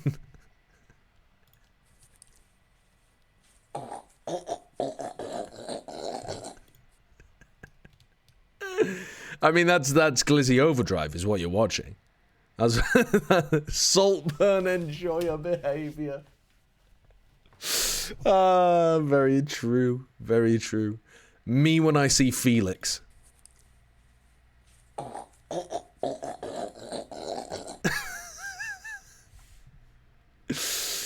Oh, God. What is this one? What? Dude, I don't want to respond. I don't want to VOD review all of my own clips. Gifted. Oh, I feel like I should do one of those, like... I feel like I should do one of those vertical streams where I'm like, thank you for the gifted. Oh, ooh, cherry. It's sweet. Ice cream. I love ice cream. This is just me. You're just sending me. You just send it. Like, maybe to you, that seems unusual. This is what my brain is like all the time. Like, I'm not gonna react watching myself. Like, I get myself all the time. I have to live with that 100% of the time. Like, that is just, that's what it's like constantly inside my brain. I'm not gonna, it's not amusing to me. It's reality. 11's all they get. He's giving it. I love it. I got. Like, hope you get well soon. I don't think there's any fixing this. I appreciate the thought, but ain't happening. It's good fun to see. I mean, you're sat on 22-6. Like, why not? But yeah, this is the first time we've seen it, and I mean, yeah, the idea of. I don't know if we could chalk that up to a difference in approach. I mean, it was around where Sugetsu got them around. Yeah, and I wonder, like, did Heretics level up in Shanghai? Is this like a new version of them where they've just like permanently raised their floor? Is this NaVi just kind of tumbling down a little bit? It could be. I think we need to see the rest of the map pool. All right, the rest of this game. Once we start with, when Bind comes out, I better see night and day for NaVi. I want to see a whole new team. So they've got the cam that spots A main. They're flashing into B despite the fact there's no noise being made there, so it wasn't a reclear, it's just a gamble that they were going to be playing in that area. Alright, they're trying to play pretty fast here though on the defense, NaVi. They're trying to find where Heretics are. Heretics are just playing real slow, not getting caught by any of this. And now NaVi are kinda out of util. Heretics have a big utility advantage for this fight in mid. Pistol. NaVi. Gonna need there's the paranoia. With a bang, and that is perfect. Two quick kills. And Heretics willing to just take a bit of a fight here. Benji only gonna get one, leaving down to Rienz and Woot against 4. This is a long road back. Okay, so NaVi's mid control ends up paying dividends for them there. There's still chances for NaVi. They were trying to be very active in B main and then active in mid. Huge opportunity. Not only did they get a first kill this round, they got playing at quite a bit higher pace than they were on the attack side. If this is NaVi waking up, finally, this might be a game. But I mean, 11-2, it's such a tall order for them. The best case scenario is that they're going to be warmed up. Maybe the NaVi perspective, we need to see the capability off the back of Shanghai. You know, you walk away second place, you lose out to Slicky flame was so funny. Fair enough. What was the Slicky flame? No one's going to discredit you there. It's a big confidence boost, but why were they flaming back Slicky? into this. Liquid aren't even playing. Away from that. See players in the right place. That's a lot of info for Angel. At least 2 spotted there and a 3rd. So yeah, perfect work. That's going to be a lot of information going their way. For Heretics, they don't particularly have to rush much, as they do have 11 Oh, Pansy was going off in the NaVi game against Foot. Is that what you mean? Setting up for the long game is all you need. Yeah, I saw what Safe said. Yeah. Angel's supposed to be isolated. Christ. Boo's extremely based from Safe, actually. That's luckily not a rifle to be picked up. I think he only Pansy started arguing with the audience about something. That's so funny. Just the concept of that is funny. Let's look at what this Pokemon can do. Oh my god, oh my god, oh my god, please, how is this getting even close? Still a Sheriff with Boo, a Ghost with Woo, and just the classic with Mini Boo. And we've got rifles, we've got a Guardian, we've got all we need, and Woo's gonna get checked here. Oh my god, oh my god, oh my good god. Okay, 1v1 Boo, 25 HP of smoke to play with. Sugetsu on the oh my god. It's all but done. No, that's tragic. Benji. Let's look at what the 4v4 retake. Look at these peaks, man. Look at these peaks. NaVi are struggling to dominate these situations. They're just not even getting...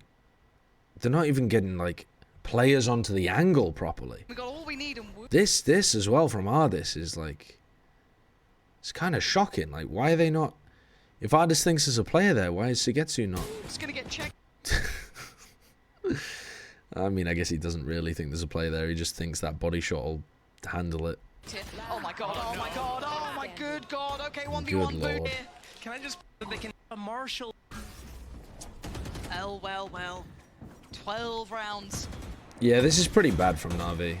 Hopefully. They've had some things that looked alright, but not many. It's a long old way back. They had some adaptation In to... case Heretics needed It's like more such confidence basic after stuff that first half, NaVi did turning well, that second actually. round. Yeah, They adapted to brilliant. Benji Fishy's Good stuff. cam setups fairly Already nicely. looking They to adapted just to the kind of show mid presence reclear towards fairly but nicely. still holding some of But the defense, everything still having apart from Benji that, towards that B push, and then their and defense on the outside pistol towards round was boot. pretty decent Now, too. getting a little interesting Although they now, of did course, because of use that a buy in the lot of second, they do at util least get very the early on. I think a lot of the two time they big just boy lose that rifles, a fight in Guardian mid and because they two don't have Sheriffs. So there's still the a flash bit to of work with. fight to this round. They don't have paranoia, they don't have like Kind of recon in that spot. systematically playing these players up. But Do yeah, stop I that think mini boo here. Just again, you're not gonna there's get been a freeze really lot of well. just bad coordination rotation. between the players of They're trying NaVi. back towards that B side. 40 seconds now. The fundamental I stuff. do wish Angel would give the... Spirit, give thank you for the to 4 his months. teammates more often. This is Yeah. an old debate from Oh, from a different game. 30 heard seconds of that left. one, I think. But I could imagine there's some ability to it, but for now, let's see how this goes. Already I also just don't think pressure they're towards the side, doing 20 well seconds ago, playing stick off the landing. Ardis. Mini Boom just massacring them, and already Benji Fishy's there. 2v2 now. 15 seconds down and just Shao, and it looks like it's all but over. They're also Ball getting gonna come in. outskilled. Everybody apart from Shao Sugetsu is getting only with that outskilled. Sheriff. Full kit to play with, though. He does have the util. Which is a bit disappointing for NaVi. You would Paranoia, expect two smokes could you know, be vital. Maybe at a rifle least- close enough to hand. at least one more of them, probably Where they 2 play this more of them, post-plant to be from, shooting back. sitting deep towards main. Does have the smokes. Gonna smoke the spike. Wonder when that dart's gonna come off. Cooldown for re-ends. Yeah, but again, it's just. Wait a second, why is there no spam? Ping? At all? There we go. Okay, that's halfway. Not bad for Shao.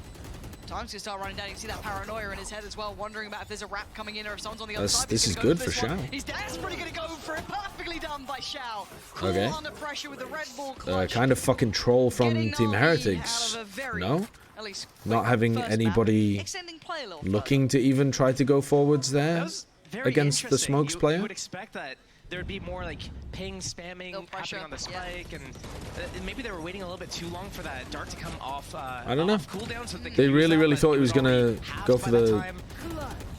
hit there. Very interesting. It looked like Team Heretics was just like, issue, but again, and let's just Yeah. be like kind the of ball. celebrating already. yeah. Yeah. Yeah, drop the ball a little in that round. Complacency could be an issue, but again, right back to business. Mini boom. It looks like NaVi are What? ready for that Just play. right off the guts. I mean, a Super nice ready for try, that play. but Shao, all I mean, too they prepared they for were that. set up to completely So counter many that. players towards top middle, ready to greet that. And Heretics starting to take. You first have the couple man steps towards advantage, A. Angel. They want to fight this. Yeah, I mean, this would be madness for Angel to try to get back in. And Zipan's just walked back in. Like, this is so bad from NaVi. They've got such a bad understanding of how quickly Heretics are going to play. I think they're getting completely outpaced. This is capitulating now, isn't it, really? If they wanted to get into the site, they had to be quicker. And they had to then realize that the site had already been taken and not just try to walk in. And Zipan, you know, Zipan and Angel both wanted to do the same thing where they walk in and try to contest so that they don't have to play full retake. But they're not only are they too slow, but also Angel realizes he can't walk in, and then Zipan just does anyway. He just wanders into the site. Dude, kind of fucking tragic, actually, a lot of the fundamental stuff from NaVi there. Not a good map from them. Not a good map. No siree. Alright, well that was disappointing. Heretics still look fantastic, but... And there was a lot of eco rounds in there too. Like, ton of these are eco rounds. What? That's an eco. That's an eco as well, I think. I mean, it's almost every other round is an eco, but I think there was like a series of 2 rifle rounds in there because the loss bonus ended up adding up. But there was a ton of eco rounds in there. But yeah, that round 9, I think it was, coming out of a timeout, the set play from Heretics. Maybe it was round 10. Lovely. Very nice one. Yeah, okay, let's have a look, map 2. A heck of a lot more. Because this one didn't even, I mean, Yeah. We're not going to see them getting anything close to the amount of rounds that they need to win. Heretics at Shanghai, I think, And leveled talking the about, fuck up on Thieves Bind. and copying them, Team Heretics beat them, didn't they, on this map? Navi's So- pick of this map is Let's see. Show me what you got, Navi. Map one, write it off. ambitious. Get out of your mind. Navi do generally Sugetsu look is good being here, hunted down. but Like a dog is one of the phrases I've heard before, but Zipan does well. This is you got, Navi. Map one, write wait a second, what's it going off. on here? Get out of your mind, not a problem. Zipan throws Mosh under hookah, Sugetsu is being hunted down. Live like a dog is one of the phrases I've heard before, but Zipan and yeah, Woot just jumps into it. does well. This is nice from Navi. A clean start. Yeah, Benji did strike back, but by now they get the plant down. But look at this. A little bit of a retake coming out from Benji. Doing so much damage, finding 3, and now he's got 2 left to fight. What is going on? It's a He almost phenomenal had it. shot He from almost Benji had to that. nearly get the ace Like, in that round. I want to watch it back just from Benji. I want to see what Phrases is I've heard. what is this setup Let's from see. Show me what Sugetsu. you got, Navi. So he's got the meta Viper They on this wall, map. So but then his orb Let's see. Show me what you got, is where's it placed Navi. exactly? Map one, write it off. Right, yeah, so it's yeah, you can use it as a smoke to play around, but it also allows you to get on top, Get out of your mind, not a problem. Sugetsu and is it lets you being play hunted inside down. as well. Live like a dog is one of the phrases I've heard. That's before, quite but cool. Zipan does well. This is nice from Navi. A clean I like start. that. He almost had it. Is Sugetsu the first person to be running this? Chat, I don't watch every game in every league anymore. So the big thing that I miss that people like Sliggy get is like where these ideas originate. The restaurant is trolling. DM me on Discord your room number so we can knock when it arrives. Okay. What do you mean have I signed up to the never-ending ragdoll of the meal? Where are you? I'm gonna message you on Signal.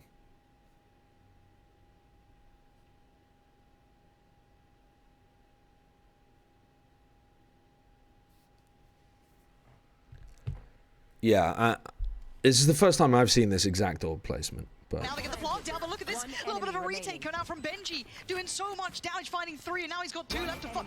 What is it looks going nice on? though from Sugetsu. I He like almost it. had it. He almost had that. Like, What are you, a I wanna drug watch it dealer? back just from Benji POV, 'cause Yeah. It felt like he was just invisible to their eye. Somehow he was able to just find the perfect Oh, position. I got so damn. nervous at the end. Got Artist rolled. does make it out on 40 HP, does get Navi the pistol, but Benji. Was there really a fired point you were up. watching every game like that? Look at that. Yeah, That's how it Triceratops. started, timing Yeah, on for that. sure. But yeah, Benji got to survive the massacre coming out of Hookah. Last player standing. God, One enemy remaining. that was close. You know, if he got the kill on the back site and then they ended that 1v1, that would have been an ace too. That would have been nasty, gnarly, up for contention for Yep. like best clip. Bloody But hell. Okay, well, a good surfer. Yeah, I mean, I did You lose know, my one mind. round this early in the game is You're watching a man promising. with no mind. I lost it a long an time ago. absolute addict for an outlaw. I love this gun. I don't know why. I do too. It's so nice, and it's such a punish on these sort of purchases. And very well equipped. And that's going to be ringing the alarm bells, right? You hear that, you're like, okay, we can't be too overzealous in any of the peaks we take. Especially on light shields for Sugetsu. He has the ghost and light shields. The only person that can really withstand a shot is Artis. Okay. And Artist is actually rotating over towards the B side. Now there is It's still players. specifically They've good, left this them to try and keep strategy their of attention buying an forward. outlaw against Do that Navi, rather- A fourth. because they do the triple buy and 2 pistols, so they really maximize all of their credits, you know. These players that buy the best stuff they possibly can. They're going to be buying Vandals if they're on the attack side and they get the plant money. They're going to be buying Bulldogs a lot of the time. Whatever they can buy, they're going to be buying. They're going to prioritize the guns over the full armor. So you're going to get a ton of people that you can win duels against by just hitting one shot. I mean, I'm not sure they can disrespect that. Just a high dizzy to try and clear the initial angle. He can retake this one. And he's been punished. Bye-bye. Yep. Just made to look a fool of. Didn't And really that's think like, about they don't that. know the level of success they've had here. Navi put all their eggs in that B basket, but look at the mini push Hello. position as well. do they consider it? You can see the Zipan's making so much noise These here. steps aren't quiet, so they're going to hear this. Hello. And bye-bye, Miniboo is succeeding across the map as well. It's a really nice spot to insert somebody on the attack side because a lot of the time those are for sure, but again, you can imagine the time loud footsteps as people rotate off, but this isn't looking good. They're starting to address this that is back line. chaos. Artist does find Boo, but then again, you're going to flip that, and you're going to imagine the same thing with Mini Boo. He's going to get himself the upgrade as well, and he's going to be a late presence. What the fuck is going on? What the fuck?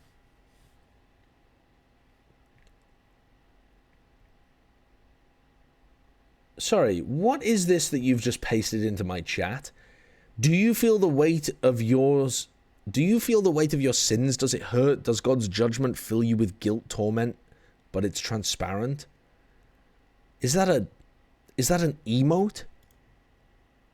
What the hell is that? I can't see the emote, so all I see is the text. Do you feel the weight of your sins? Does it hurt? Does God's judgment fill you with guilt, torment?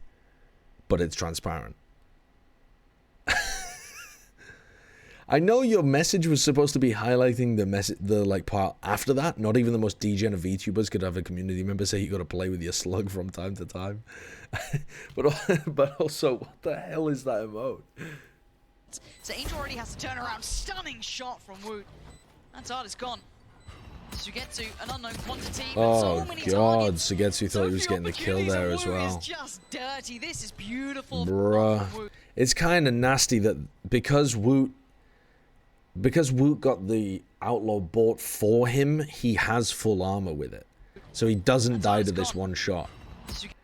You know, you're expecting this player to die in one shot because they're close range with a ghost. It's going to do 105. And then it dinks, and Woot's still got so much health. Unknown quantity, but so many targets. Your taste buds will be satiated Woot soon. is just dirty. Delightful, This is beautiful delightful. from Heretics. Imagine a cat with a 1,000-yard stare, but its eyes are blacked out and wide in despair. Clean stuff there. Sounds Turning terrible. the tides, and again, that outlaw doing wonders. That I liked a lot was usually at that second interval, around 55 seconds, 50 seconds. It's a great- That's when their main hit comes. It's very It's a great setup from Team Heretics. For Miniboo to be Shao asked gives to his raise life away a Inuka. bit too easily, Press and up he's the essentially only versus player Angle on to A. make off the So I think he's rotation. just playing Get that pick. quite But what he badly. did after that was so smart. Instead of going and wrapping back to his team, he actually went back through defender spawn. It's fine to play in his spot Very if there's late. like Sugetsu 3 was players spending on so much site. Maybe time if there's and 2 effort players on site trying as to, well. like, But when you're the check for only him player and defending slow A, down the retake for and the others are Navi gamble so stacking much. over towards B, giving away your life that easily Expectation of is... timing. And now, yeah, go it's back just going to in. have terrible consequences. Navi's purchase going to be lacking in quite a few areas. Light shield. Will and you be doing Guardian, career Sugetsu, fast? Yes. Yes. Bits and bobs here and there. Benji's, I was going to say, has a fair fight. Oh my god, come on. It's just like the pistol round all God. over again. Benji, He's just maybe too light good. worker too. Sugetsu, go on, show us He's what you've just got. too Oh, no, good. Too many targets, not enough time. Last player standing. Yeah, move on. Yeah, I'm spin casting on. Americas That's tomorrow. second for Heretics. Not real. NaVi, going to be kind of forced to heal here. And Heretics are backing themselves. Rightly so. Especially in like the kind of like the style that Team Heretics plays their attack Also, side, which is what I these, just like, realized is, four-man do I death have balls. that, They try to do it thingy? on Yeah, different there we timings, go. whether it be they walk up and explode What on the some fuck was that off-timing. noise? They try to do it on different timings, whether it be they walk up. Is these like four-man death balls? What is that noise? They try to do it on different timings, whether it be they What is the guitar riff? The sheriff was making that guitar riff noise. What? Okay. walk up and explode on some off timing, or it's like a straight up hit right off the start of the round, or it's a second interval. Hey, we're gonna figure out what's going on, group up, and then do something as soon as our stuff comes off cooldown. But here we go. Neo Into that Frontier. Really early round, judging U-Haul. And it was just so well crafted. I mean, everything's crossed off. The flashes are good. Oh man, oh man, oh man. Black Balloons, thank you for the 5 months. Thanks for putting me onto jelking over Shanghai. It's changed my life. It shouldn't have. It shouldn't have. I don't know what your life could have looked like beforehand that the concept of jelking would have changed it, but it must have been, I mean, it must have been terrible. You must have been living a miserable existence. It was just so... Okay, so I mean, The setup We're gonna here is figure out what's lovely. going on, group up, and then do something as soon as our stuff comes off cooldown. Nade to make it feel like you're pathing in a different direction. Dizzy's fantastic from Cubby there. What an awesome spot. But here we go. The flash almost certainly confirmed. Into another really early round. Well done. Judging you. But then, what's going on here? They've got a high-low setup from Artis and Zipan. Artis decides to nade and then jump across. But he jumps across to a spot where he can get... Well, I guess he can't get a shot in the back because Shao's supposed to be looking for him. But Zipan is like... You know, the high-low just doesn't... I guess they've just... Artis just basically leaves Zipan to die there, right?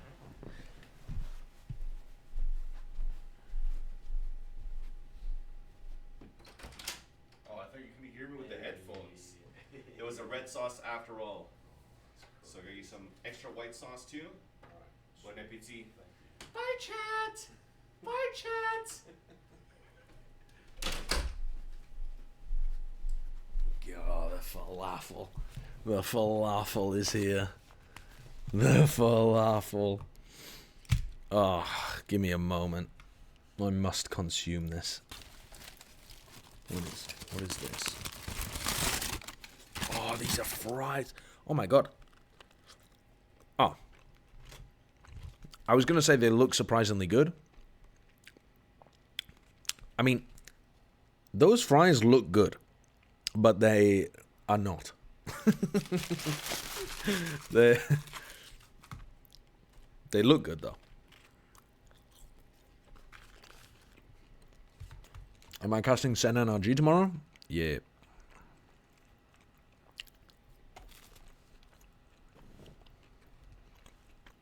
You have sauce? Sauce them up. Now the sauce is going on the falafel.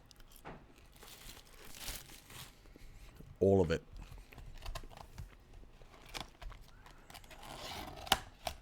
Oh my god. No, I've become an extreme elitist about food and alcohol, I've realized. I don't know when this happened. We went to a British pub today, and I was disgusted with what I saw. What they were passing off as British food? No. Tory? Is it Tory to care about the pleasures of life? And want other people to experience things at their best? Is it Tory to think that Greg's is dog shit? Alright, maybe that is a bit Tory.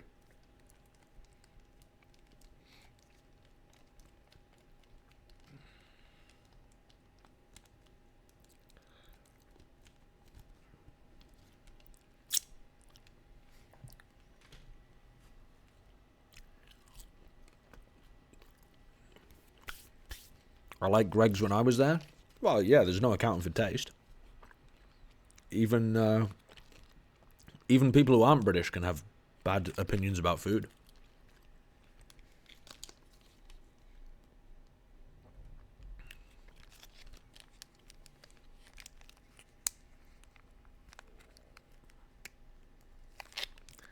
My favorite YouTube videos are the ones of British schoolboys trying southern food and losing their minds. I've seen those, yeah.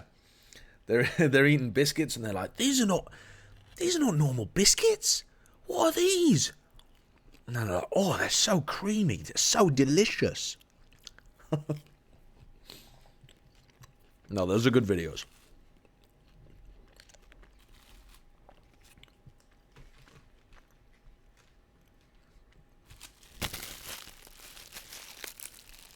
Cakes and sauce, yeah.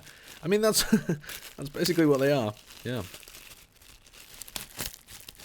Grits, kind of terrible, though. Kind of just low-tier food.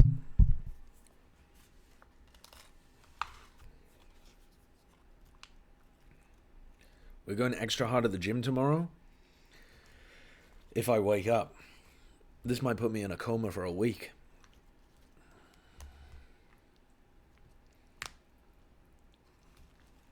I went to the gym today for the first ever time weightlifting. I mean, it's not like I fucking, did an enormous powerlifting workout. But it's just literally my first ever time lifting weights. Now, I know what you're thinking. Whoa, really? You didn't work out? But you have the physique of an Adonis. How did you do that? I know, it's just natural. It's all natural.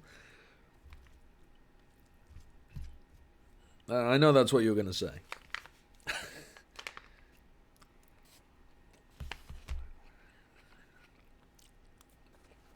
But yeah. I'm going to try...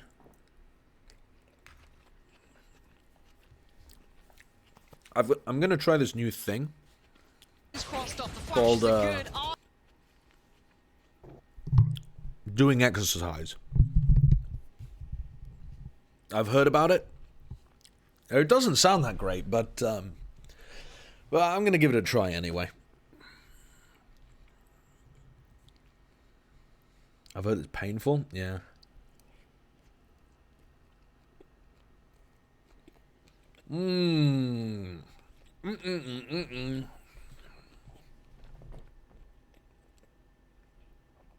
Gym stream so we can see you in leggings. Do you want to see what I was wearing at the gym?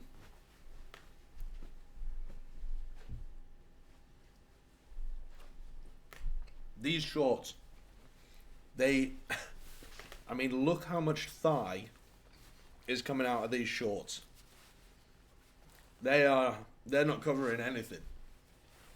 They're not covering anything.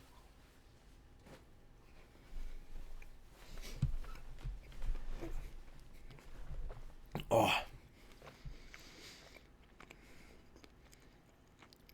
This is some of the worst falafel I've had in a while. And it's still pretty good. Falafel's just incredible. Man, who invented chickpeas?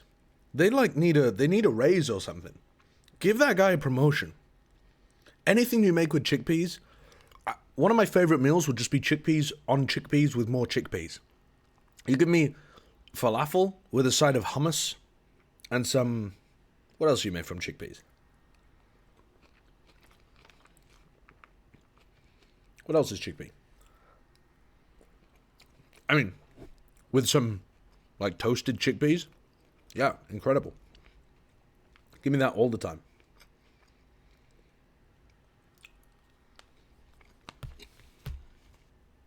Lesbians invented chickpea?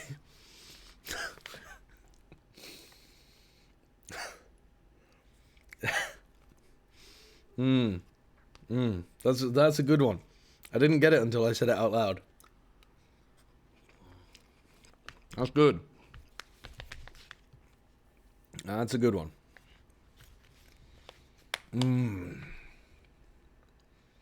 Turks cook chickpeas with, like, beans with tomato sauce? Yeah, sounds like it would be banging.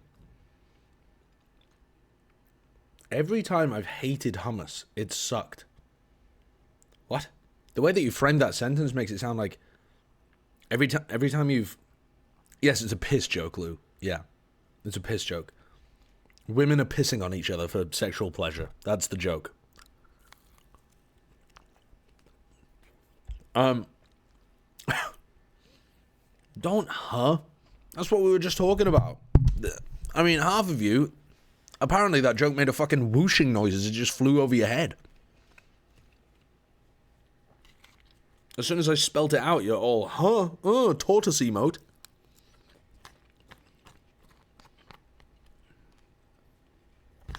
Thank the lesbians quietly. Yeah.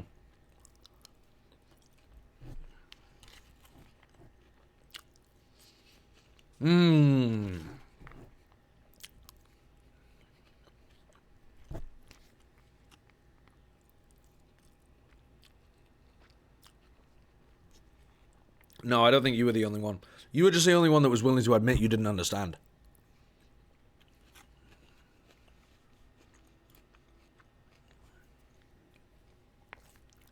I mean, to be clear, not all lesbians are pissing on each other.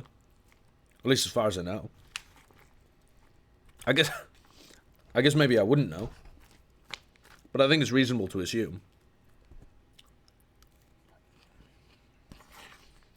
Hello, Arden. Oh, they'd tell you, would they? Yeah, you're tight with them like that. You know every single one.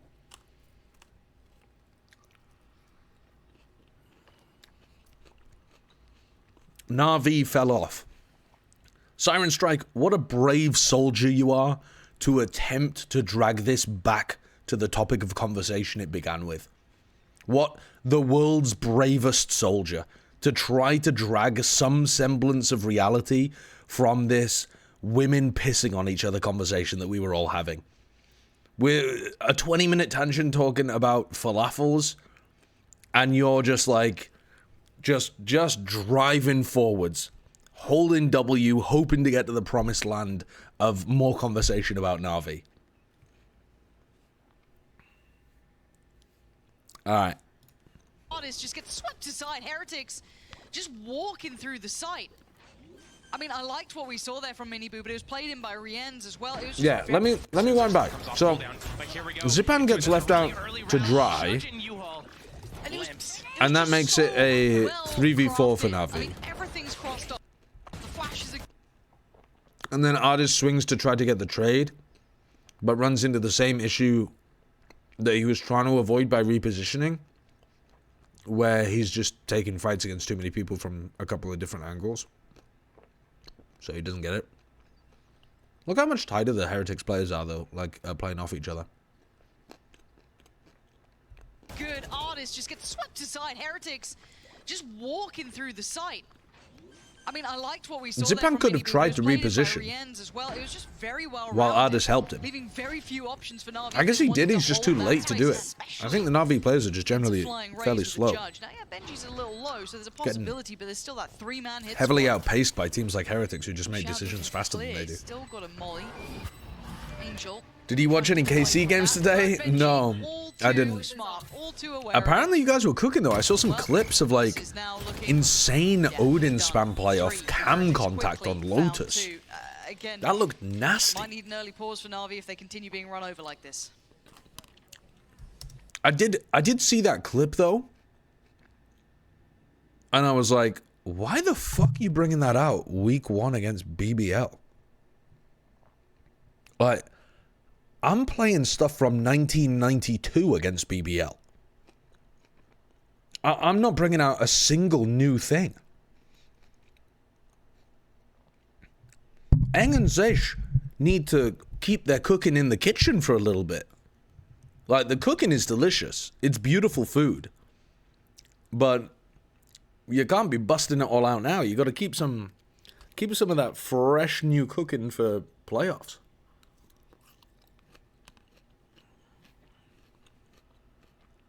Anything you can do to kind of slow Fnatic almost lost to BBL? Attackers. Yeah, Fnatic also just lost their best player.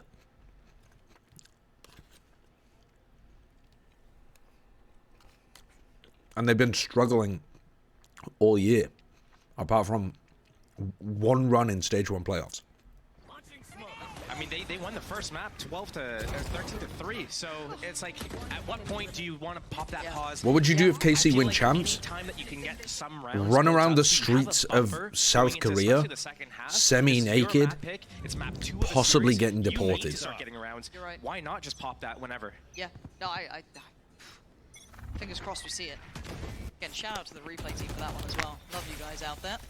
The nameless replay team, you know, shout out to you. They only have names when I'm trying to blame them for something. You know what I mean? Only Semi is weak? Kevin, he's not a producer anymore. Yeah, but you don't know which half. Classic, yeah, Alberto gets away with murder. You don't know which half is going to be the naked naked half. Here, maybe expecting some aggression, knowing there's that lighter purchase. Maybe it's time for them to kind of just get the lay of the land here. Don't need to overly do anything. We saw how much trouble it was to hold towards that U-Haul area. So again, the burst on the site, Heretics very comfortable in this so far. Zipan isolated early, he was the man with the gun, so again, him removed, there's difficulty here. It's so fast from Heretics, like, it's so nicely coordinated together and quick.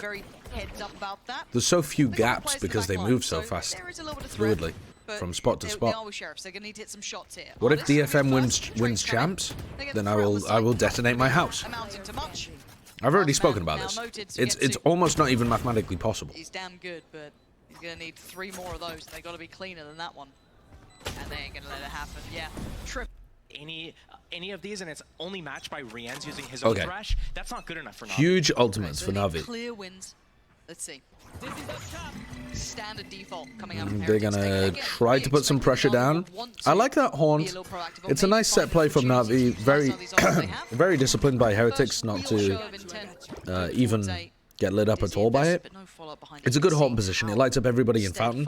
Lets you get spam kills through the smoke. Zipan can get his Dizzy back as well.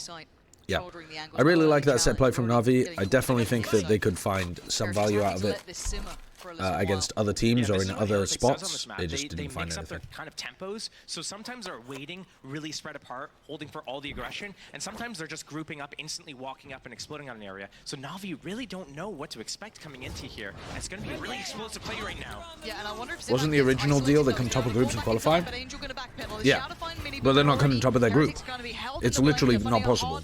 So I'm making it even easier. They just have to win champs. Quick little trade out, yeah, through the wall, but 38 mini boo, and already Heretics going to be held in the blender. Funny up. Coming into here, it's going to be a really explosive play right now. Yeah, and I Okay, so Angel gets caught. That's quite nice. I like that. Recognizing that the Thrash play through Hookah is a serious play, at least to try to get a pick. And so instantly throwing out the Nightfall and spamming off the back of it as well. And then also going through the teleport there. Artist gonna capitalize. Quick little trade out, yeah, through the wall, but 38 seconds. They're running low on time. I like the way the NaVi NaVi played that. Right place here. And a 2v4. I think that's good. I think the set play at the start of the round was good. I think the way that they reacted to the Thrash play was good as well. Have to be assured in what they're doing. I like that. Benji's still sitting pretty, and this man's a danger. Do I want Vansili's white sauce? No, I'm good, thank you. I'm The good. clutch master himself, Woot. Scary angle, try and clear. Did have util to go for it, but no, not gonna happen now. NaVi make it through the first check. 2 rounds, 4 standing. Yes, using a little. If you had to utility, boot someone from NaVi to make room for Bukashu, who would you pick? No. Oh my god, wait, what is that? Just angels at that point. Look at that kill.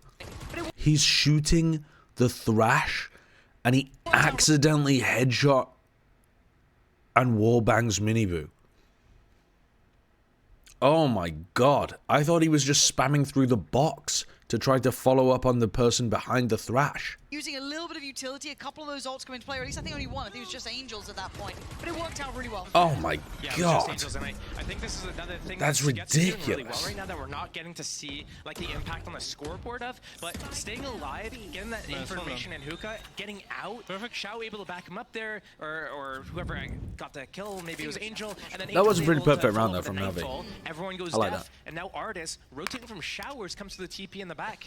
Yeah, beautifully done. That's much better. They're doing the same again.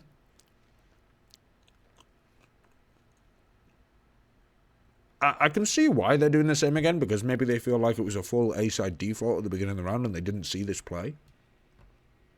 But they did see the play, and this is never going to catch someone out the second time. Better. That's what we want to be seeing, right? It's like... Yeah. And they still have 2 more ults that they can use to secure even more So, rounds. Very aggressive. I like that set play, but it should only be used once and a half. Towards deeper smoke as well. Kind of indicative that you're seeing something happen down here. It's only going to draw eyes. We can see where the vast majority of the hits coming in. Quick clear through. Artist going to welcome that challenge. Gotta be careful though. TP gets taken. Miniboo gonna get out of danger. Smartly done. Both players now gonna take that TP. That's very, very telling. This put it all down to oh my god. Oh my. And again, 3 kills. He's just perfect. That was meant to be the cavalry, but somehow they've overdone it almost. Do they then adjust here? Because you could walk into the unknown as although TP gets taken. Miniboo gonna get out of danger. Smartly done. Careful though. TP gets taken. Miniboo gonna get out of danger. Smartly done. Both players now gonna take that TP. That's very, very telling. I just... My problem with NaVi is summed up in this round, I think. Which is the micro of this moment. The Thrash has been broken. Shao has committed to the teleport to try to follow up. They know they need to crunch. Right? But Angel doesn't throw... Angel is the supportive element here, playing Fade. He has Prowlers he can throw out to try to put pressure onto the Heretics players in order to push. Yeah? Ardis has double Blast Pack, could be trying to go super aggressive based off Xiao, you know, jiggling, or based off a Prowler or something. And instead of doing any of that, instead of trying to play aggressively with Xiao and Ardis, the people that can like go forwards and take the fight off the back of the Prowler, they double swing with Angel and Xiao, and then Angel just starts booking it forwards. No Prowler usage, no attempt to use the rocket to capitalize on a situation. They just, like, Angel just throws his life away here, and then Xiao, I mean, should get the trade, but Wu is then just goated. But it's like, Angel always tries to find timing opportunities that the rest of his team should be taking, but the rest of his team is so slow-paced. And I know that this is why Bren throws a lot of bail to Angel, because Angel's actually thinking about, like, the aggressive option. He just doesn't have someone else on his team who thinks about the aggressive option. He needs a super aggro cracked player that he can just trust to take the lead in these kind of spots, so that he can be more supportive. Oh my god, and Wu succeeds! And again, 3 kills back to back. That was meant to be the cavalry, but somehow they've But if you overdone watch it almost. a Did they really adjust top here? team play Do you that walk into the situation, unknown of Zipan, I think it's quite different. Or you go back to what you know, which is maybe Why doesn't he just ask his team to go aggro with him? Because you can't comm those kind of things all the time. I think a lot of people don't really understand. But like a lot of the time, things are just supposed to be unspoken in teams. You know, like, there's 90% of the stuff in Valorant at like a pro level is going to be unspoken assumptions of like, if I swing here, you're going to back me up. You don't call trade me every time you run into an angle, right? There's a lot of stuff you're going to comm to like sync stuff up, but there's a lot of stuff you also just expect your teammates to be able to do. Yeah, maybe 90 is a bit high, but I think the majority of stuff is based on like, yeah, assumptions. If you listen to comms, they're often talking about things that aren't, you know, the timing of what they're swinging, or could you hold this angle for me while I peek this? It's like you see your teammate wants to peek this angle, so your brain works and you hold the other angle. You don't have to say like, John, hold my left every single time you try to take a spot. So, and some of that's going to be based on like protocols that you've built in scrims, and some of it's going to be based on just understanding how each other want to play and having game sense at the top level. And yeah, I'm not sure exactly what percentage. 90 was exaggeration, but I'm not sure what it is. But it's a lot. It's a lot of the game. And I think that Angel kind of knows that there's a timing there that needs to be taken. Like, you have to push the aggression. You committed to the teleport. Heretics are going to react B, so you have a very slim window of time, like 1 or 2 seconds, where you must be fighting them. And Xiao's a little timid in that spot and doesn't push forwards. Ardis is a little timid in that spot and doesn't push super far aggressive forwards. And so Angel does it himself, and it's not coordinated. Too well here. 50 seconds, 5 alive. Wood's still very aware there's a chance of an additional player. Still investing kit towards it. It's like a team cohesion issue that it's not really about comming it. It's about like VOD review and ironing those tendencies out. Spike planted, you know, find out where Sugetsu could be and just close this round out. Process of elimination will start being very telling that it's feeling like it's towards Shower or kind of, you know, this sort of area. Still aware that there could be a flank. Look at the positioning coming out from Boo. Look at this, tailor-made to catch someone like Zipan. Yeah, I saw the chat. You don't. Absolutely, you don't. Boo there. I mean, Frost already leaked it. And Sugetsu kind of left to the freedom he had. There's no threat here. You can't defuse the spike from the shower. So again, leave him to it. No problems at all. Credit there to Woot for almost doing too well. This guy is scaring me. I mean, we got to see him in Shanghai looking fantastic, obviously. But back into a more traditional role, still an exception to the rule almost. Yeah, when you have a player like this that's on a character that doesn't necessarily have to go in first, and they're able to play out all the trades, play out all those clutch situations. I think it's really nice. Like, you just have so much freedom. It's like, you know. I think Chet is one of the most underrated coaches in the that scene. backline, kind of making sure that if anything gets Because sketchy, people love you to have shit someone on him. Come and close it out either in the mid round or the retake, the clutch, the post plants. Yeah. So it's looking dangerous for these guys. I mean, they're a I think he's got I think a lot of us were kind of curious things at the start holding him here back if it was from gonna be, consistent, being if even it was better. gonna keep up. Yeah. We saw, you know, oh, they're a good team. But young the way that players, the community really talks about solid him here. But man, they're going strength to is strength. like It's a way, joy to watch. way But too Na'Vi, low on the hey, guy. They showed us a great round just a moment ago. Way too low. Obviously put back to test, but that was a one-off. That was one player You'd think getting he'd 3 never kills. It's hard like to won imagine that anything every in day, his whole but then fucking again, career we the did way that have a people talk about monstrous him. performance on map 1, but still, repeatable success. And a default to start with. Maybe again, it's a little bit of aggression that Na'Vi have been toying with.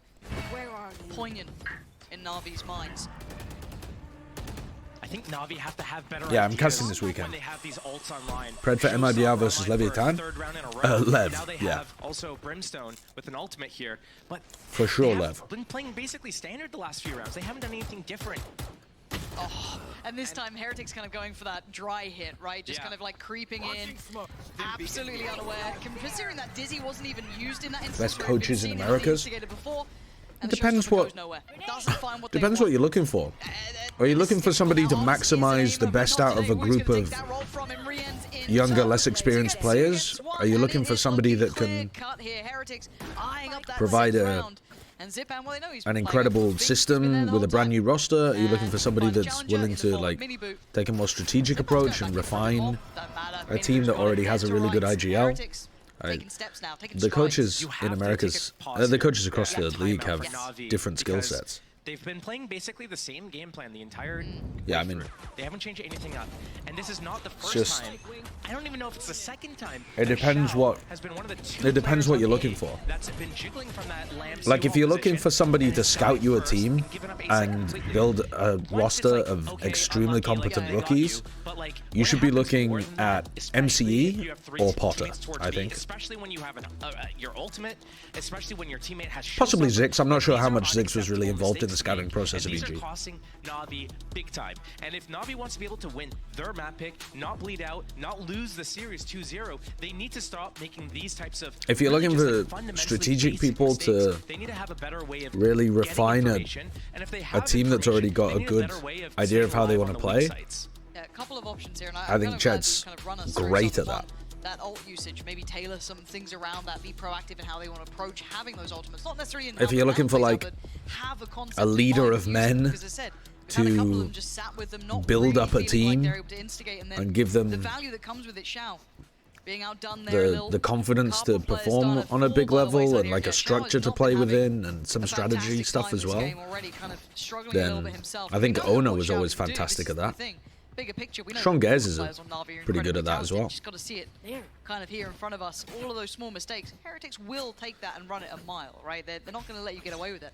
That little contact walk up towards A was I think perfect. Kaplan's And then also Artis had to a bit respond like and, Chet you know, it in the wasn't sense of like by any means what you wanted. Now a little bit of a switcheroo here. All gonna come down strategy to time. guy that's gonna That's gonna be really Artis then. refine a team Control that has a what's good happening, idea of how they which is already a want to little play. stinger, but I mean that close range could do the job. Very, very good coaches to Wonder have how when you Heretics already have a good respond IGL to on the team. Looks like they're shifting back towards A, like they want to clear this out. They do have the Showstopper on hand. They're very close to Ultimate for Rians as well. I don't think they're able to get that, like maybe if they get the Orb and the Spike Plant. He's got Wingman. But it looks like they're just going to do, with the way that they're split around the map, they have one towards B long, one towards Hookah. It does look like it could be like fake A, go B, it could be a fake B, and then you're going to go out A and try to wrap the Viper. Very interesting to see kind of how they play this out. Nice headshot connection. Don't know where that fly Yeah, went. that's huge. Mini boop. Sorry, And let then me you're go gonna back. go out A and try to wrap the Viper. Very interesting to see kind of how they play this out. Nice headshot connection. Yeah, that's huge. Mini boop. There goes Sugetsu. And he There gets goes the ult. Sugetsu. Do they consider Artist though? There is something. Yeah, they absolutely do. They absolutely do. Artist is in danger. He's got players left and right. Can he fight his way out of this? They're pouring so much utility in. The spike has gone down. Quick little swing, beautiful from Artist. Desperately trying to play his life. He at least got some value, but now it gets tricky. Now you got 3 players against 4, and your HP is not pretty, and Woot's still alive, which is the final boss apparently. Xiao and Zipan. Desperate for a shot, a stray shot to Zipan doing very well. Benji down low and still patrolling. Huh? Yeah, lovely. Zipan now. Okay. How did Zipan get that Some one? more drawn in. And that one. Zipan doing very well. Benji down low here. Oh, he's got to have heard that. Time's ticking though. Shorty, it's all he needs. Benji, It's just too good with the shorty inside there. Shorty and he's happy and Yeah, short stopper and try to backstab the Viper, who might be unprotected or might be alone, whatever the case may be, and it worked flawlessly. Do caster and analyst know how much finesse contributed to Optic's tactical success got a little versus bit messy Chet? at the end there, but closing it out was Benji Fishy. I mean, not fully. I'm not inside the he is an scrims. absolute closer in some of these rounds. I feel like I have a kind of Cypher being one that caught our eye when he was playing decent towards idea. that, but again, it makes no difference. It seems like better idea than people saying that fucking Here comes the ult. Chet is fraudulent. All the way, takes a lot of damage from it, and I don't know if they caught one with that. I don't think they did at this point, no. So they're still here to stand, and Sugetsu trying to deal with the flood coming his way. Beautifully done on the first. Forbes divine. Wait a second, So they're what? still here to stand, and Sugetsu trying. If they caught one with that, I don't think they did at this point, no. So they're still here to stand, and Oh, Sugetsu that was a trying to deal with the flood coming long-range his way. flash that caught onto Miniboo. God, that flash was from so far away. Beautifully done on the first. Forbes divine. Sugetsu trying to turret around for the third, but he can only do so much. NaVi Who is there fighting back, trying to secure this really one. bursting through the Finally, what's teleporters going to counter inside. these hookah NaVi pushes. dealing with his high tempo play incredibly They look well. nice on They're rounds like this. evacuating. They're getting the hell out of there. They got a couple of good protocols to It's gonna be deal interesting with to see how Team the B Heretics hits decide that to Heretics like stabilize to this do. round. They're 2 versus 4. They're just really struggling Spike's over getting towards planted A. now, but yeah, taking spawn at the same time as it's planted. Spike Not planted. really for spawn. I'll tell you, though. Loud will make playoffs at the end of stage 2, but G2 and I'm a NRG little will scared not. when Woot's alive. I'm a little scared. G2 won't make Now, his first playoffs? challenger. What is their We'll record see. right now? Keep in mind the timing on the playback through. Gonna Wait. Is there a chance that G2 doesn't make playoffs? I mean, obviously there's a chance, but like, is there a high chance? Surely not. Alright, stage 1. They're 3-3 right now. Yeah, they only just scraped into playoffs, didn't they? I forgot about that. They're 3-3, and they play these teams. And that's pretty tough. That is pretty tough.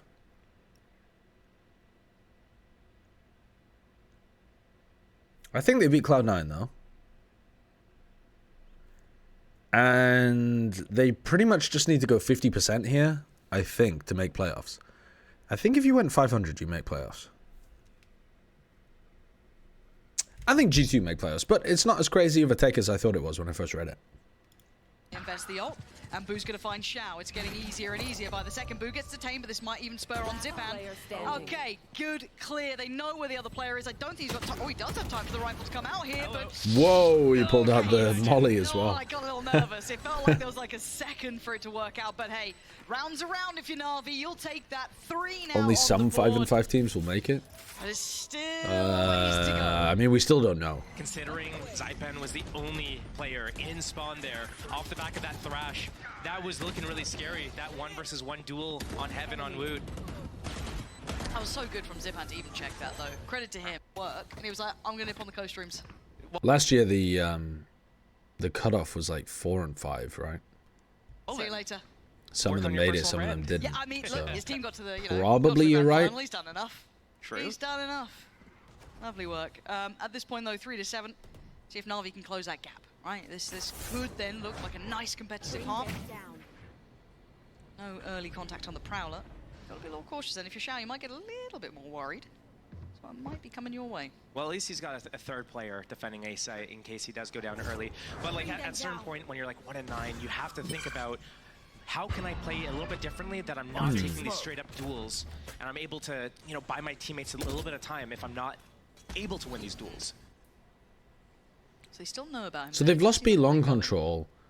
NaVi are responding by this taking aggressive Shower's Shower's control. Gonna get the info that they need, but Shao needs to rotate over because Sugetsu's Wood's one and away I from don't know getting if he's his gonna be having enough Nightfall backup online. to get out alive. That Viper wall is going to be kind of everything. Okay, first tester. That's Boo. Again, they don't know everything yet, but looking how far Sugetsu not dropping off as well. Maintaining hookah control. And they've just cleared all the way up through Showers and taking a look at Benji. This is going to be very, very difficult for Heretics to win now. Oh, this is the round where Miniboo just shit on them all. This guy just leaving corpse after corpse. No subtlety to it anymore. 30 seconds and they're making their way forward. It's a nice shot on Sugetsu. Miniboo, beautiful shot. Oh, come on! This guy just leaving corpse. The rest of the team plays off in his Miniboo's wake, positioning and now very it's just nicely Angel there and as Artis. well. The two that went on the They've just flank now, always do got they know multiple those two people there? facing Now they onto say, everyone. Miniboo is on for the Apart ace. from Sugetsu. Crowd wants it. Give it to him. Artis waiting. Teammates, don't do it. Just get the info. He's getting close. Make him look at you. He's got it. Never knowing defeat, an ace in the round. 8 for Heretics. Yeah, this guy is damn good. 8 rounds for Heretics now. Going to be holding that precious. Stock's going up a little bit. Potentially. Pansy with the Elden Ring voice line in commentary. Is damn good. Where? He's getting close. Make him look at you. He's got it. Never knowing defeat, an ace in the round. 8 for Heretics. Yeah, this guy is damn good. No. 8 rounds for Heretics now. Going to be holding. Is that what it was? precious Never knowing Navi's defeat? money as well. It's gonna be left in Dude, I have no ruins. idea. It's been so long since I played Elden Ring. Just all gone to rot. Oh, before that. Well, all gone to rot. Is that also playing on the Millennia idea? They're changing the rosters up a little bit. They're changing. No, I haven't been watching all the streamers playing Elden Ring recently, so I'm not Elden Ring pilled. Travels or after playing like, you know, Burnt out, tired, yeah, jet exactly. lag. The classic North American. Pansy's got excuse fantastic that you wordplay, guys used though. to run. But She's no, great with it. They're fine. Yeah. They come back in looking. Corpse after I don't wanna corpse take left credit in to his them, I wake. don't know, like, Panatek did Is that a very well. They were Millennia in really quote? good form, but you're I don't right, remember all those that. caveats that All I remember is fucking constantly dying to Millennia. I am Millennia, Blade of Mikola, and something. To be honest, the thing that came to my head was the speech from Gladiator. I am Millennia, Blade of Mikola, and I will get justice in this life or the next. Marcus Aurelius, the one true emperor.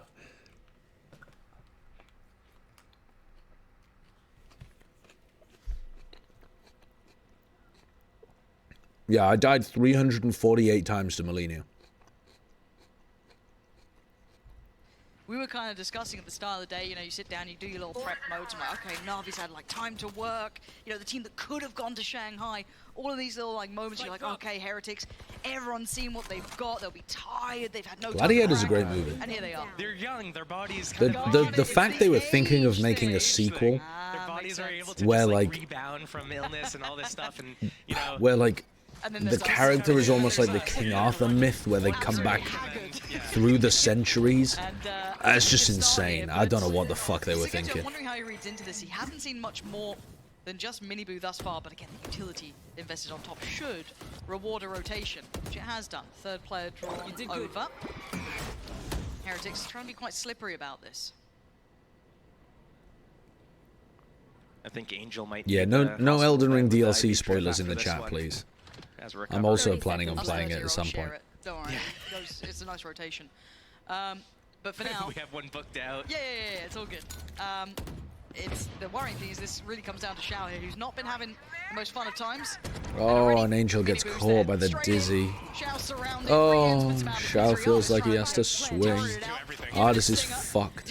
But there's an army against him. There is an army Yeah. firing NaVi against you. cannot hold on A. And Sugetsu and Zipan. They just don't have any idea about what to Tough do one to deal here. with Dizzy, Wingman the still in execs. hand. Sugetsu does This have a comp rifle, should so be a couple of, attack-sided, I think. You know, positives, but The 100 Thieves comp is players just on the so other side. powerful when you exec not with it. easy. And no one giving them anything. You can see the Isn't discipline Gladiator Heretics, they're not 2 gonna- coming out this year? No fucking Big way. shot, okay. Surely Get not. back on until the shorty comes God. out, and that's just horrific, isn't it? Oh, what The a way to seams of it all, lose. Sugetsu deaf, blind, and, well, left all alone here. Rotten way to go down as Heretics. From 140. Yeah, He's young. Okay, I've just made myself feel terrible because I still write that. Yeah, brilliant. 9-3, 3 rounds for NaVi. I mean, NaVi gonna send it. trying. Here we go. Trying. This is Artist taking as much space as he can, forcing Heretics towards the back of the site. And Angel good seize. on this one. Artist very nicely. Is Artist gonna keep pushing? Kill here, gets the ball Yeah, he knows there was someone in there, rolling. but They've done what they can't need. find the They've kill. secured site. They've even cleared towards backside. Can you stop Benji from killing you all from behind? That would be nice. And now comes the back line. This has to be Attention. perfectly timed. Oh, the It armor. turned away for a Player second, standing. and now the 4 strong for NaVi. Re-ends with just, well, And I'm gonna skip the rest of this. This is where All right. it's only Well, a they won the sheriff. pistol. It's only one This is where you should be able to start the snowball from happening. Bush not even having a- Are they? They're not worried about the outlaw again, are they? This is another spot where Heretics could try to run the outlaw. It's kind of worse on defense though, because you're less likely to have plant money to mitigate buying it, and also you can like choose where you take the fights and the tempo more when you're on attack. On defense, you could just be on the opposite side of the map, and the outlaw would have no value, and then you're just stuck in like a 1v4, He's not been having a crazy game. He's 1v5. playing, Nate the Gratian, thank you for the 41 months. Should be fine. Classics and 1 sheriff. I'm going to keep saying it so I don't get nervous about it. As it stands, no subtlety to NaVi's approach, being quite brazen. Pansy called Their Finesse the approach towards Kingmaker in the making finals rifles against signal Loud. they I'm need. so They sad got it didn't utility. stick. It's a cool nickname, but I don't think it... So, the Kingmaker was a nickname of somebody in the French scene in Counter-Strike. Though I can't for the life of me remember who it was. Was it Shox? I can't recall. Because whoever was... NBK, there it was. Yeah, you're right. You're right. Yeah. Because NBK was like the person who kind of dictated a lot of the shuffles within the French scene. And he would decide kind of which team to go to, which team ended up being better, which team had the better talent on it, that kind of thing. That's really not what Finesse is at all.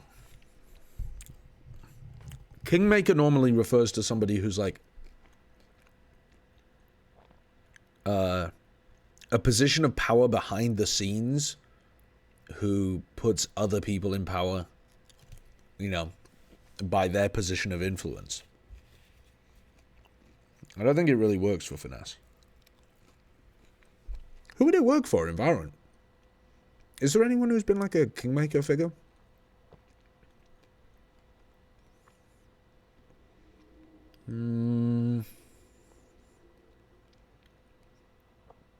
Sadak.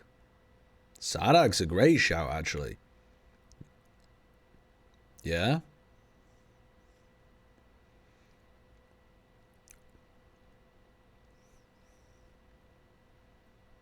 To some degree. To some degree.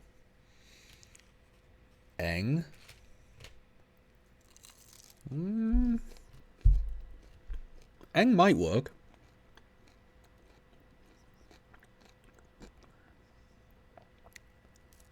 MW0. Now that's an interesting one.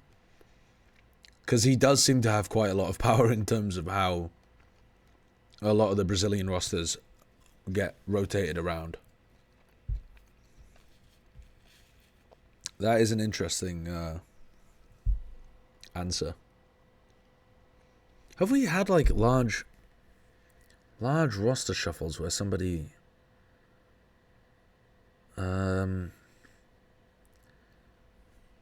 yeah.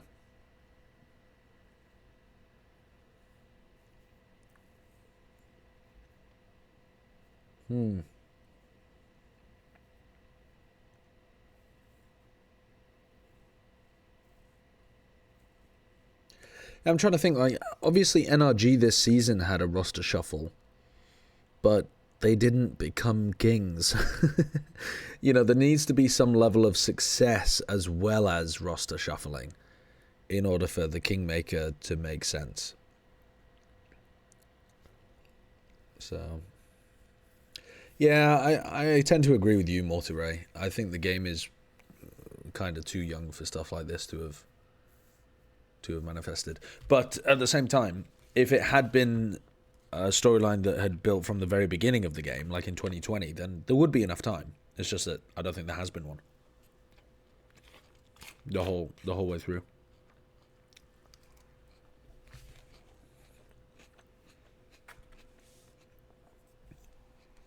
I don't think Bostra or Jesse Vash are.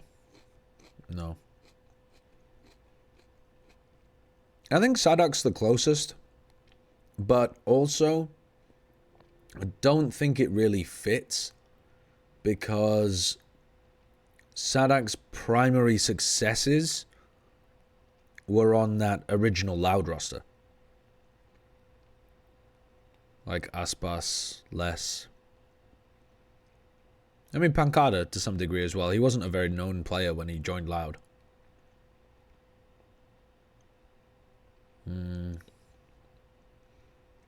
But like, I don't think that people put a huge amount of respect on.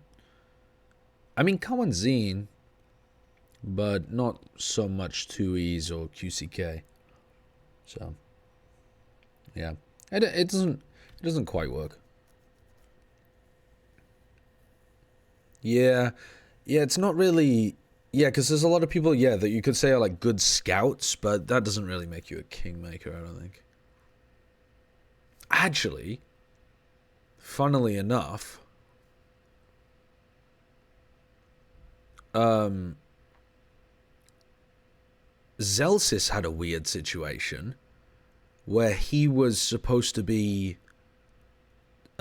building a team for C9 and then ended up going over to Sentinels and then took Pancada's spot and won in Madrid.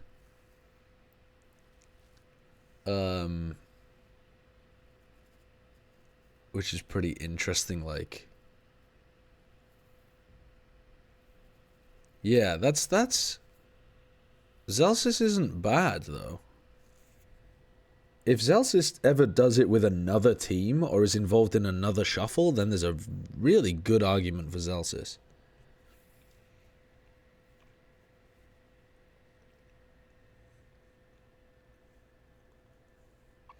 Chronicle's an interesting shout as well, because he hasn't been the best player on either of the rosters that have won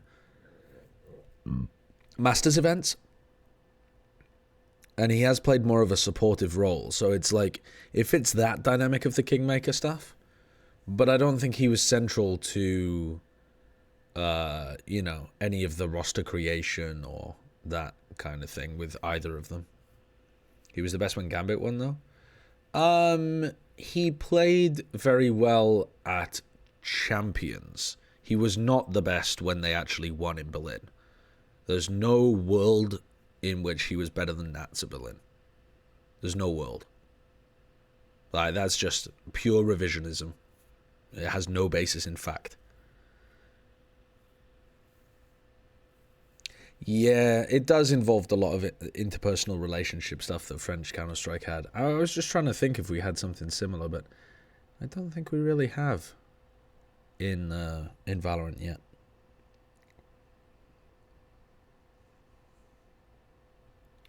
Anyway. Mosh going in. Paint shell there. Oh, this didn't get the jump. Boo's got one. Oh, he got body blocked onto the heart. Oh god, it's still a Sheriff. Boo's had so many And look how far forward Angel is compared to the others. Dude, look at what a disaster of a round this is. Ardis just pencil jumps into the sky because his entry fragger Angel has body blocked him. That's great synergy from them. So a little pencil jump there from Ardis because Angel's fucked him up. Nice body block. Artis ends up going down. Boo's got one. Boo's got one. Now Angel is really far forward and the rest of the team are trying to get into this smoke. So Angel should be trying to swing through the smoke at the same time backwards, not forwards, to help them get in. It's only a sheriff. It's only a... He swings through as the other guys do, and he does get a kill. And then Angel just sprints forward. Instead of holding their position for a sec and trying to deal with the other players, God, it's still a sheriff. Angel just fucking runs at him with the pistol. And just puts himself in an utterly untradeable situation. Boo's had so many opportunities and he's still doing it. How is this happening? NaVi, please. I beg of you, please. Yeah, and then Sugetsu and Shao just get swung from multiple angles because they're just stood still, paralyzed in position, man. This team's got... When they look dysfunctional, they look so dysfunctional. They just have such a gap between what Angel wants and what the players do. It's mad. If you follow the tier 2 Valorant scene... Okay, I'm going to end you there. I'm not going to end you, actually. That sounds very violent. I'm going to stop you there. I don't follow the tier 2 Valorant scene anymore. I used to, a couple of years ago. I don't anymore. Do I believe, though, that Valorant teams would bet on their loss? I mean, match fixing happens in almost every tier 2 sport. Traditional sport. It was rife with it, is rife with it in Counter-Strike. If every single Valorant team has never, ever bet on their own games, I would be gobsmacked. But does it happen to a large degree? I have no idea. No idea.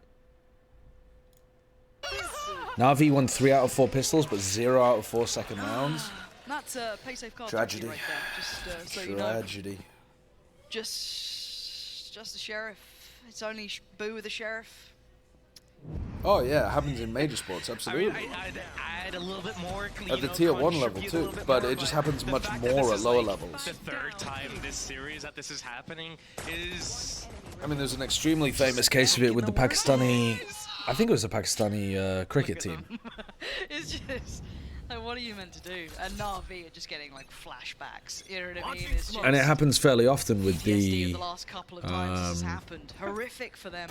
African soccer teams. Well, there you go. Hello, Angel. Hello. No more of that, please.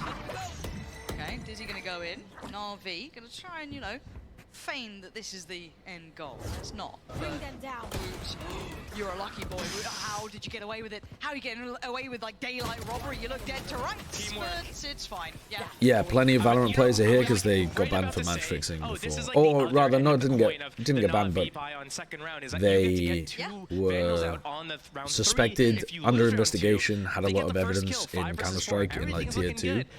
Didn't end up getting banned because ESIG doesn't really function properly. And decided to make a fresh start in Valorant instead. There's always a double peak. There's always like some sort of teamwork happening. But for NaVi, it's like one person's walking out this way. Oh, I gotta Seeing that during this cast is insane, Josh. Yeah, I wasn't even thinking about that, but yeah, obviously I mean, Steel being one of them. Go in. But Steel could still work 11 rounds now. in talent stuff in NaVi, I mean, Counter-Strike. Trying, I feel Although, like, and not the major, I see. does get some high I'm not sure, kills actually. here. I Last don't round, know. I mean, the pistol round was pretty much all his.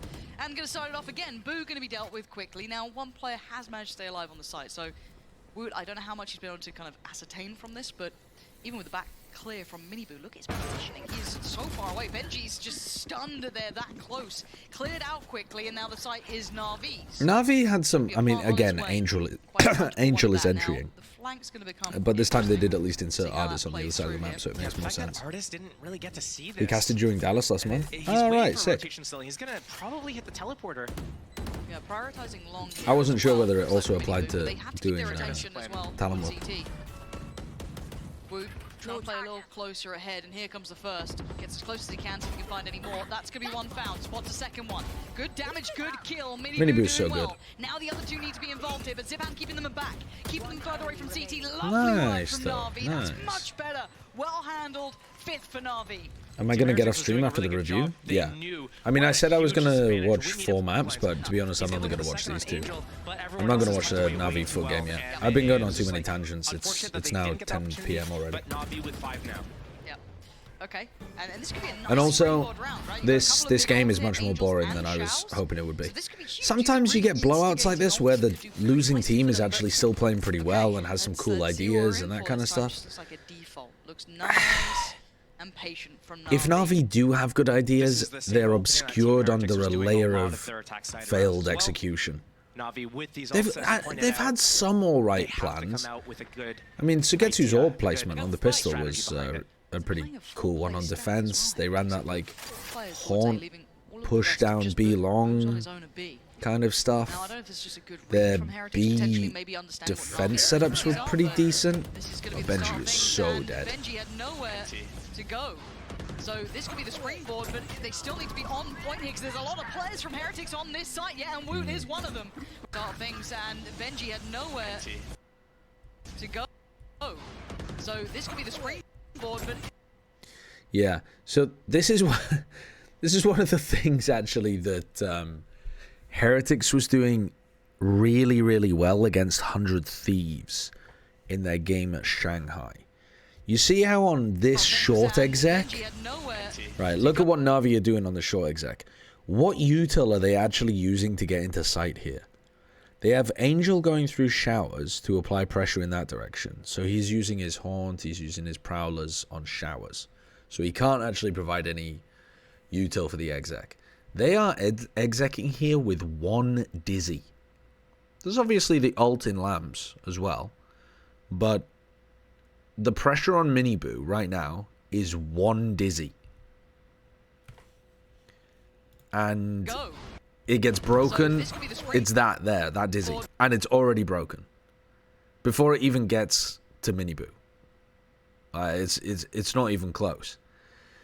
And I noticed this during the Heretics 100 Thieves game as well, was that 100 Thieves kept trying to go for the same thing, where they would send EU through showers, and then there was only one Dizzy to exec short. And then when Heretics got on their attack side, or I think Heretics started on their attack side actually, but they were trying to combine it with, they weren't sending the fade through showers very much, because 100 Thieves don't defend showers very often. So instead they were comboing Prowler down short, and most of the time it was a haunt up top. So the player backside, which in this spot is Rian's, has to break the haunt up top and the Dizzy over here, which makes it much, much more likely that the player pocket dies, because they either get flashed or they get exposed by the haunt, and either way, they're taking an unfavored duel. But in situations like this, where you send your fade through showers and the defending team actually fights showers, you just get a much, much easier spot for your player pocket. And it makes a massive difference. I mean, here it just wins them the round. Miniboo's got no pressure on him, and one player gets picked off immediately, and then there's two players at the back of site under no utility pressure again, ready to fight. I mean, Angel also already died. He just gets killed by, I mean, that's fucking wild as well. He's getting spammed through the wall because he's going for a Prowler and Woot knows where he is. That's an incredible kill from Woot. Because then Woot can also help Rians. I mean, this might have actually, Na'Vi might have had a chance if Angel was still dueling Woot and it was only Rian's backside. I think Heretics still would have been favored because, again, no pressure on Miniboo. Miniboo gets at least one. Rians probably gets another. But Woot just, is also there to help. Already the space being taken from Boo on the other side of the map, so they know they're not coming around. Plant can be toyed with. Yeah, Woot was going nuts. He is very disconnected, so it's kind of I think Woot, it's not that he didn't have confidence before Shanghai. He definitely did. He was playing really, really well. But I think when Woot played at Shanghai, something in his brain realized he like has the ability to be the best player in the world. I think it's possible he didn't realize that before he played at Shanghai. And he's just come back with I don't know. He's carried all of that god tier play into his initiator play here. Good trade, but now timing Rien's He's still keeping track. I'm knocking on your door at 9 AM to work out. Where Zipan's trying to get to, but Boo's finally made it on over. Zipan! It's cleared in the end. Thought he might have been able to bring that to a 1v1 at the very least, but no. Diffuse is there. Yeah, I'm down. That's going to be 12. I love the gamble sacks that Team Heretics does on their defense side. Like a mental block or a bit of inexperience? Not even. Like, I don't think he even had a mental block. He obviously was inexperienced. But there's a big difference between thinking you're good and knowing you can beat everybody in the world. Like, those are really different. And I think Woot probably thought he was some hot shit. And then he went to Shanghai and he was like, these motherfuckers can't even touch me. Like, I am God's gift. Like, he got that Demon 1 level confidence, you know? Rounds in the game, they will It's not that he wasn't confident. Work out. Oh, it was that. He got the tag off the haunt as well. He wasn't just spamming. That's why it's called a gamble. Sometimes you guess the wrong site, but when it does work out, it looks so good because you look like geniuses. Like, how did they know that you're? I honestly think Woot is the best player in the world right now. They just started. I mean, if your sample size is like the last month, yeah. They're just like, let's just start 4 people here. They're gonna come to us. And it works. And it works. Hey, sometimes it doesn't work, and then they have to go for the retakes. But I mean, that's where they're strong, anyways. No, it's like, oh, we I don't got the think wrong he is spot. yet. We're gonna play retake anyway, so here, 5 versus 5. We have our abilities. You don't. Good luck. Yeah, and even to add to that, they have so many rounds to play with. You know what I mean? They can take a couple of risks, a couple of riskier calls, and not be too worried about the consequences. Whereas obviously NaVi now, you know, behind the wire, back to the wall sort of situation. Yes, a couple of ults very nearby. Artist nearly has his. I think Sugetsu's not too far away. They do still have Angels there, and If not, Zipan's as well. Some if not very Woot, key who ults. is? I'm hoping they come in with a game plan to how they want to approach this. But I'm worried the Heretics, after a Texture, timeout, go, let's go Aspas, aggressive. Meteor, Let's go be Second. disruptive, because we can be. Yeah, they do have the Showstopper, so they could do that. They also could combo it with the Brim ulti. Hey, the Raze is going to go this way with Showstopper. The ulti is going to go in this. I don't think it location, is somebody on either zone Paper them X, out but I suppose it could be, catch them in depending the if back. they Hey, popped off the at one Rocket's of gonna force some them into the Brim tournament. ulti. So something like that could Les be a is regression, still a or they could phenomenal decide player. that they're Leo gonna was play a playing little slower, fantastically wait if he until was still Reyes there. gets his Thrash online, and then just do a super combo with ultis. Narrate just is to close looking out like the a round. They god, only need yeah. one more round. Why not just stack up all the ults There's that you tons of can players and who just could dump them be all on in the NaVi running. all at once? See what they go for. What do they opt for here? The bad part about Valorant is that we don't have Early that many investment. international Crash going in. opportunities to really solve questions like that. Been able to collect that. It's an early show. That's about it. Now, keep in mind that they've had eyes on towards Belong the entire Yeah, I mean, I'm time. saying somebody So on they Paper have X because I actually don't know who to nominate. Like, I guess it would And be look how something. deep Would the be rest the of Heretics main are playing. Yeah. person to nominate. Heretics But pushing off that info. They have they're playing the retake on Kinda A. depends Both ultimates when they- safe on A, playing for basically information. Here comes Yeah. a super flank, and by the time NaVi is able to go and hit A, here come the ult and here come the flank all at the same time. It's going to be beautiful to see if it's able to be executed in the way that they have in their heads. Thrash isn't done with you. It feels like Heretics can see NaVi. It feels like they've read this to perfection. Look at Woot's positioning. Cool, calm, and just composed completely under wrapped it pressure. up, final Victim round. found and a target made. So what was the Already read that they like got off Hit this A then? off that info. Belong the entire Tortuga. What do they opt for here? Get him. Oh yeah, monster on the loose. Early investment. Crash going in. Clears through Tortuga. You want Able more? to collect that. Yeah, I mean, they just Benji immediately jiggle Early peaks show. Belong, That's about and it. they're Now, like, keep in mind that they've had this is some eyes bullshit. on towards This isn't Belong real. the entire time. So they have quite a large Thrash amount of is ready. information. And look how yeah, deep and then they the throw rest of Heretics Haunt as play. well. Yeah. Thrash is Heretics ready. pushing off that info. They have they're playing the retake on A. Both ultimates safe Yeah. on A, playing for basically information. How close do you need to be to a Haunt for it to pop up on the minimap?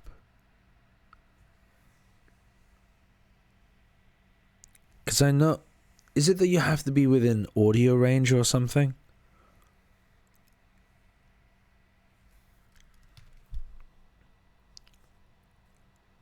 Do you think Valorant will ever have a World Cup like Overwatch? Yeah, probably.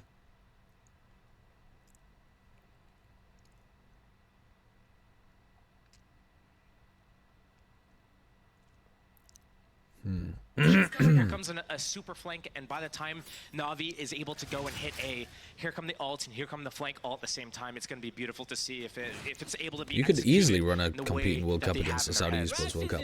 But also the question for Valorant would be, like, why would you? Why wouldn't you just give it to them? Hopefully the answer would be because there's enough public lashback. But honestly, I don't have that much faith in humanity. Whoosh running absolute havoc on them, and that's going to find Shao. They're down to 2 now. Angel and Zipan. There's nothing more to do but die. Heretics. But yeah, if Riot wanted to, they easily could. It's just about whether it makes economic sense. And economics is not the study of money, it is the study of people. So hopefully if people don't want to be associated with Saudi money, then hopefully that provides an economic incentive, but as yet does not appear to be so. No, I don't think Woot's a flash in the pan. He was pounding in tier 2, extremely hyped up, came into tier 1, did very, very well at the beginning of the year on Initiator, dominated Shanghai, has come back and looks like he's dominating again. I mean, yeah, that's going to be a long flash in a big pan. Picking up where they left off, looking outstanding. I've got to say today, Josh, they looked much better than NaVi here. Yeah, they're way, way, way, way, way better than NaVi. But also NaVi looked kind of shite today. It was a disappointing performance from NaVi against Heretics. I fear Heretics have completely left them in the dust.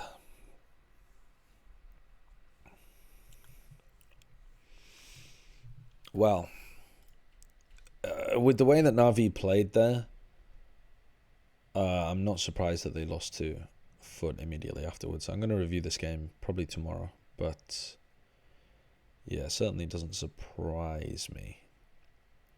They just looked so out of sync with each other. I mean, look at these first kill differentials in the game against Foot. Oh my god. They're -8 across 2 maps. And like, their entry player is 7 and 13. And then Angel, their other entry player, is 2 and 6. Brother.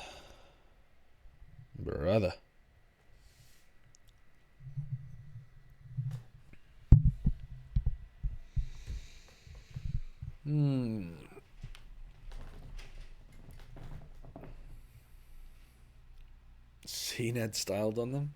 CNED's form has been incredible recently. He's been definitely the best player on Foot this year. And Foot have had some great individual moments all year. Alright, chat. Since you guys are talking about a World Cup, before I end the stream, who wins the World Cup?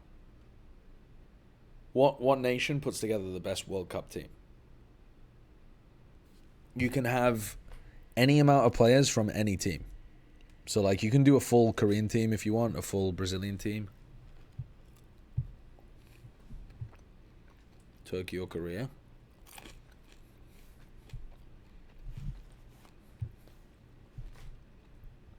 Korea versus Canada.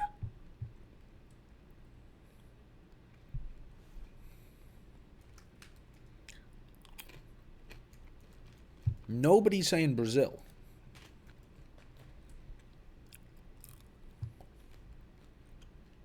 I feel like you could just get a nasty Brazil team.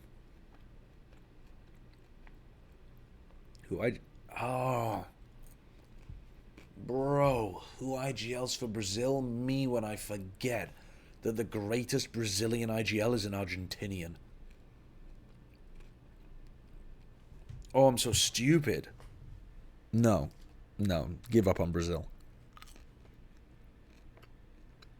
I don't think Turkey actually has that good of a team.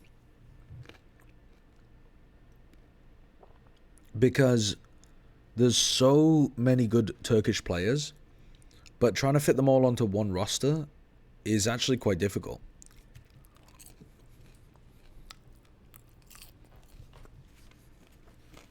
I think you might be better just sending Foot than trying to make a Turkish super team. Because, yeah, you could add Alpha, Woot, maybe Riens.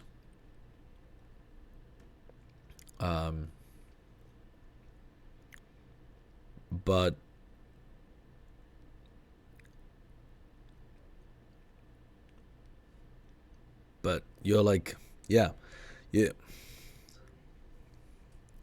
Who plays Smokes for Turkey? Woot, Alpha, CNED, Mr. Fallen, and Riens. Yeah, who's playing Smokes on your team there? Ada Captain? Right, so he is not in that roster that you just mentioned. Okay, so you've got Ada Captain and Mr. Fallen are on the team. I think it might be best if Mr. Fallen played Smokes, so that you don't run Ada.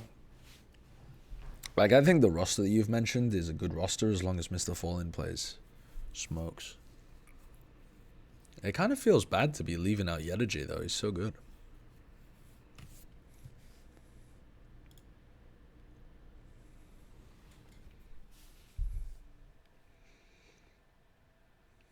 Yeah, Fallen has played some Omen.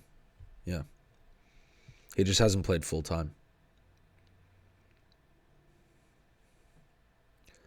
Yeah, but he's not Alpha. True. But you could also have Alpha play Duelist. Or you could have Woot play Duelist, you know? Alpha, Riens, Woot, Yeda, Ada. You have no IGL. You lose. I think Mr. Fallen is like, actually, you must play him. You must have Mr. Fallen on the team.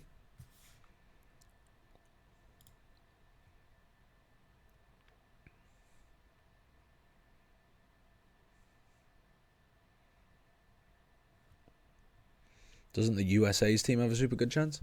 Who's on Team USA? We got Zekken. Then... yeah. Boostio IGL. Do you pick Cryo over Demon 1? Both playing the same Jet Smokes role? Chat, just because Cryo is playing well at the moment doesn't mean that that's the right choice. Alright, let me frame it like this. Do you pick last year's Demon 1 or this year's Cryo?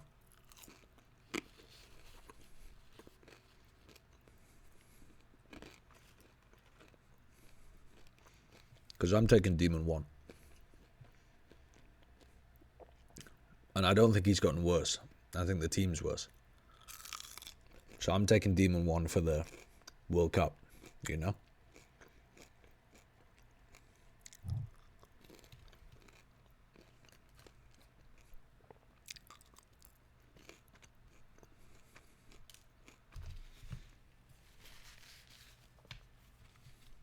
Yeah, and then who? Like, throw... Alright, so you got Zekken there to play your Rays. We've got Cryo there to play, like, Smokes and Jet. Oh, sorry, we've got Demon 1 in there to play Smokes and Jet. We've got Boostio playing Sentinel. So now we need some initiators. Who are we getting on initiator? Who's a cracked initiator? Ethan Zelsis. That's pretty... Oh, narrate. Oh my god, I'm definitely getting narrate. Holy fuck. Narrate and Ethan? Dude. Zekken, narrate, Ethan, Demon 1, Boostio. Oh my god. What a team. What a team.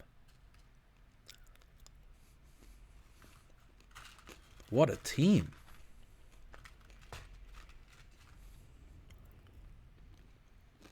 Yeah, and then Korea just wins anyway with Genji.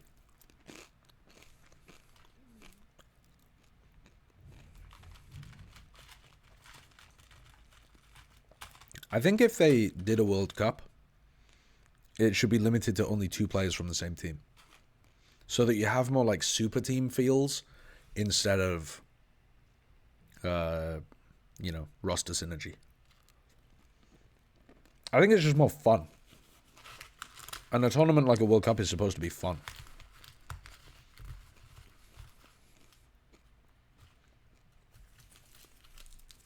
UK? Go on then. Go on then. Who's bringing it? Who's bringing it home? Who's bringing football home? Boaster is obviously the IGL. Ardis is playing. Oh, Ardis is playing for Latvia. Surely Ardis would play for the UK. Surely. Yeah, we've got Benji in there. Definitely. So then, do we have another duelist player if it's not Ardis? I can't think.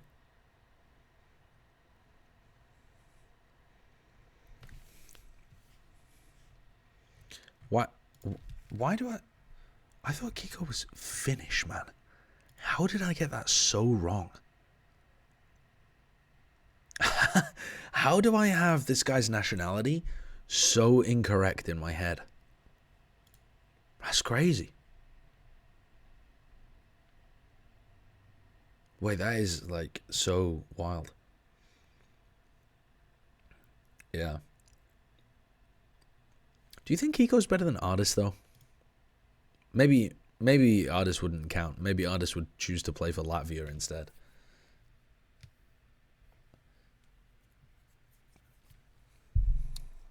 Soulcast? Is Soulcast really the best that the UK can put up for initiator players? Actually, we could get Ardis on initiator. We could run Ardis Soulcast on initiator and then run Kiko on duelist. I gotta be honest with you guys, it's not looking like a good roster. Like, I was excited when it started with Boaster and Benji, but it ain't coming home. That's the kind of roster that would draw with Denmark and lose to Slovenia.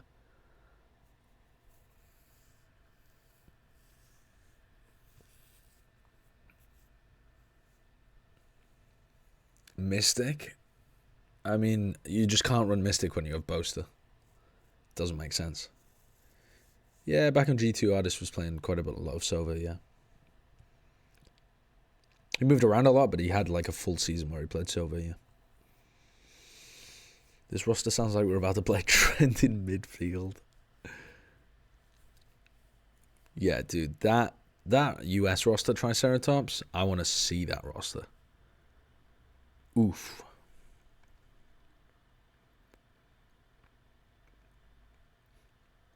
Who's Russia? Well, we'd have Chronicle, Sugetsu, Shao. Who do we have as duelist? Oh, something, of course. Yeah. Something, Chronicle. Somebody. Shao Sugetsu. Who am I missing? Yeah, maybe we need Redgar in there. Oh, I like having Redgar in there though, because that lets Shao also play Initiator. Yeah, I don't mind that. Cloud! Man, yeah, I would take Cloud actually over... Damn, over who?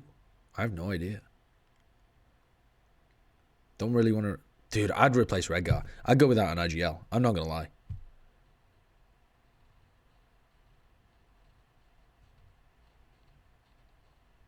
Like, if the choice is Redgar or no IGL, I'm picking no IGL on that team.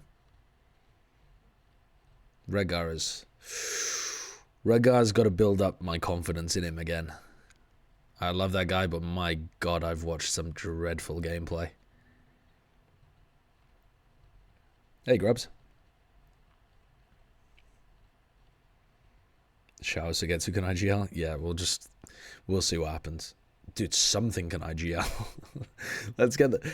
Can you imagine that team? Actually, it would be the most dysfunctional. You've got something playing on the same roster as Shao and Sugetsu. Like, the most aggressive, all-in duelist player with some of the most reserved, slow-paced, supportive players. That would not work. That would not work. Maybe it would. Maybe something is exactly what NaVi need. A duelist who's down to just do what Angel fears to. Or rather, what Angel is forced to because the others fear to.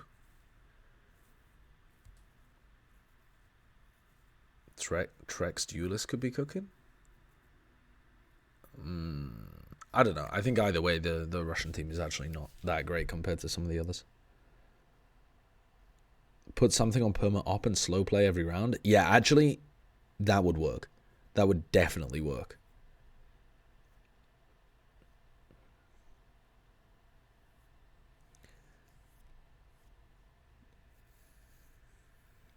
What's your China team? Dude, China's difficult. China's tough. C9 top 3 South. Trust me, bro. C9 top 3? No. Your source is incorrect, A-Bit Ducky. Thanks for the 28 months. I feel like it's a lot of EDG players, even though maybe it shouldn't be. Because, like, Haodong and the whole team are in such a slump. Do you really run Haodong on IGL? But, like, it's either Haodong or Berlin. And Berlin has had one good tournament in his entire career. I don't know. I mean, I need to see more consistency from Berlin before I'm ready to believe he's changed his ways. Isn't Berlin Taiwanese? I mean, whose rules are we going by with the World Cup? You know, you're opening a fucking bag of worms there, aren't you? You are opening a big old bag of worms.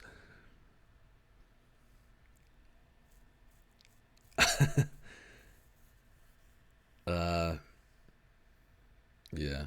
Okay. I think it's time for me to go to bed. It's 10:30. We've just been chatting shit for a while. So, yeah, I think it's time for me to bed.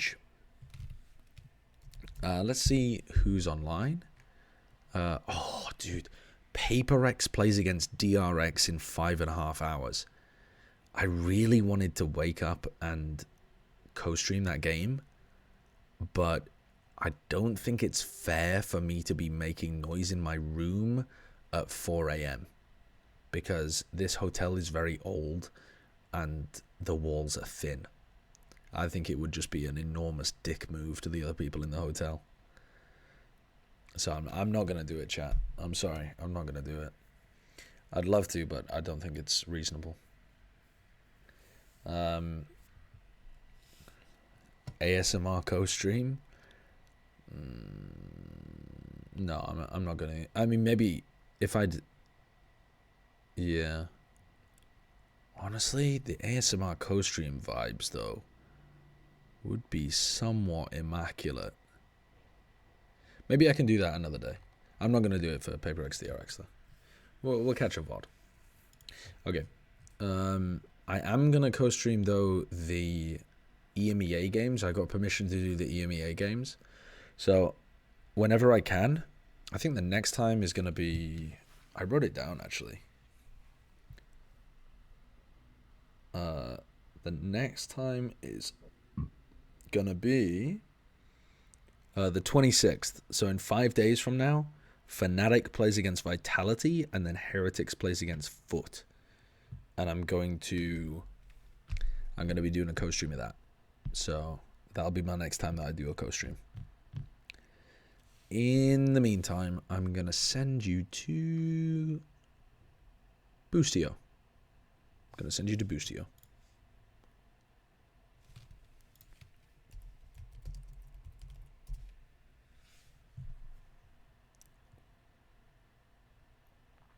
Boostio's streams are very funny.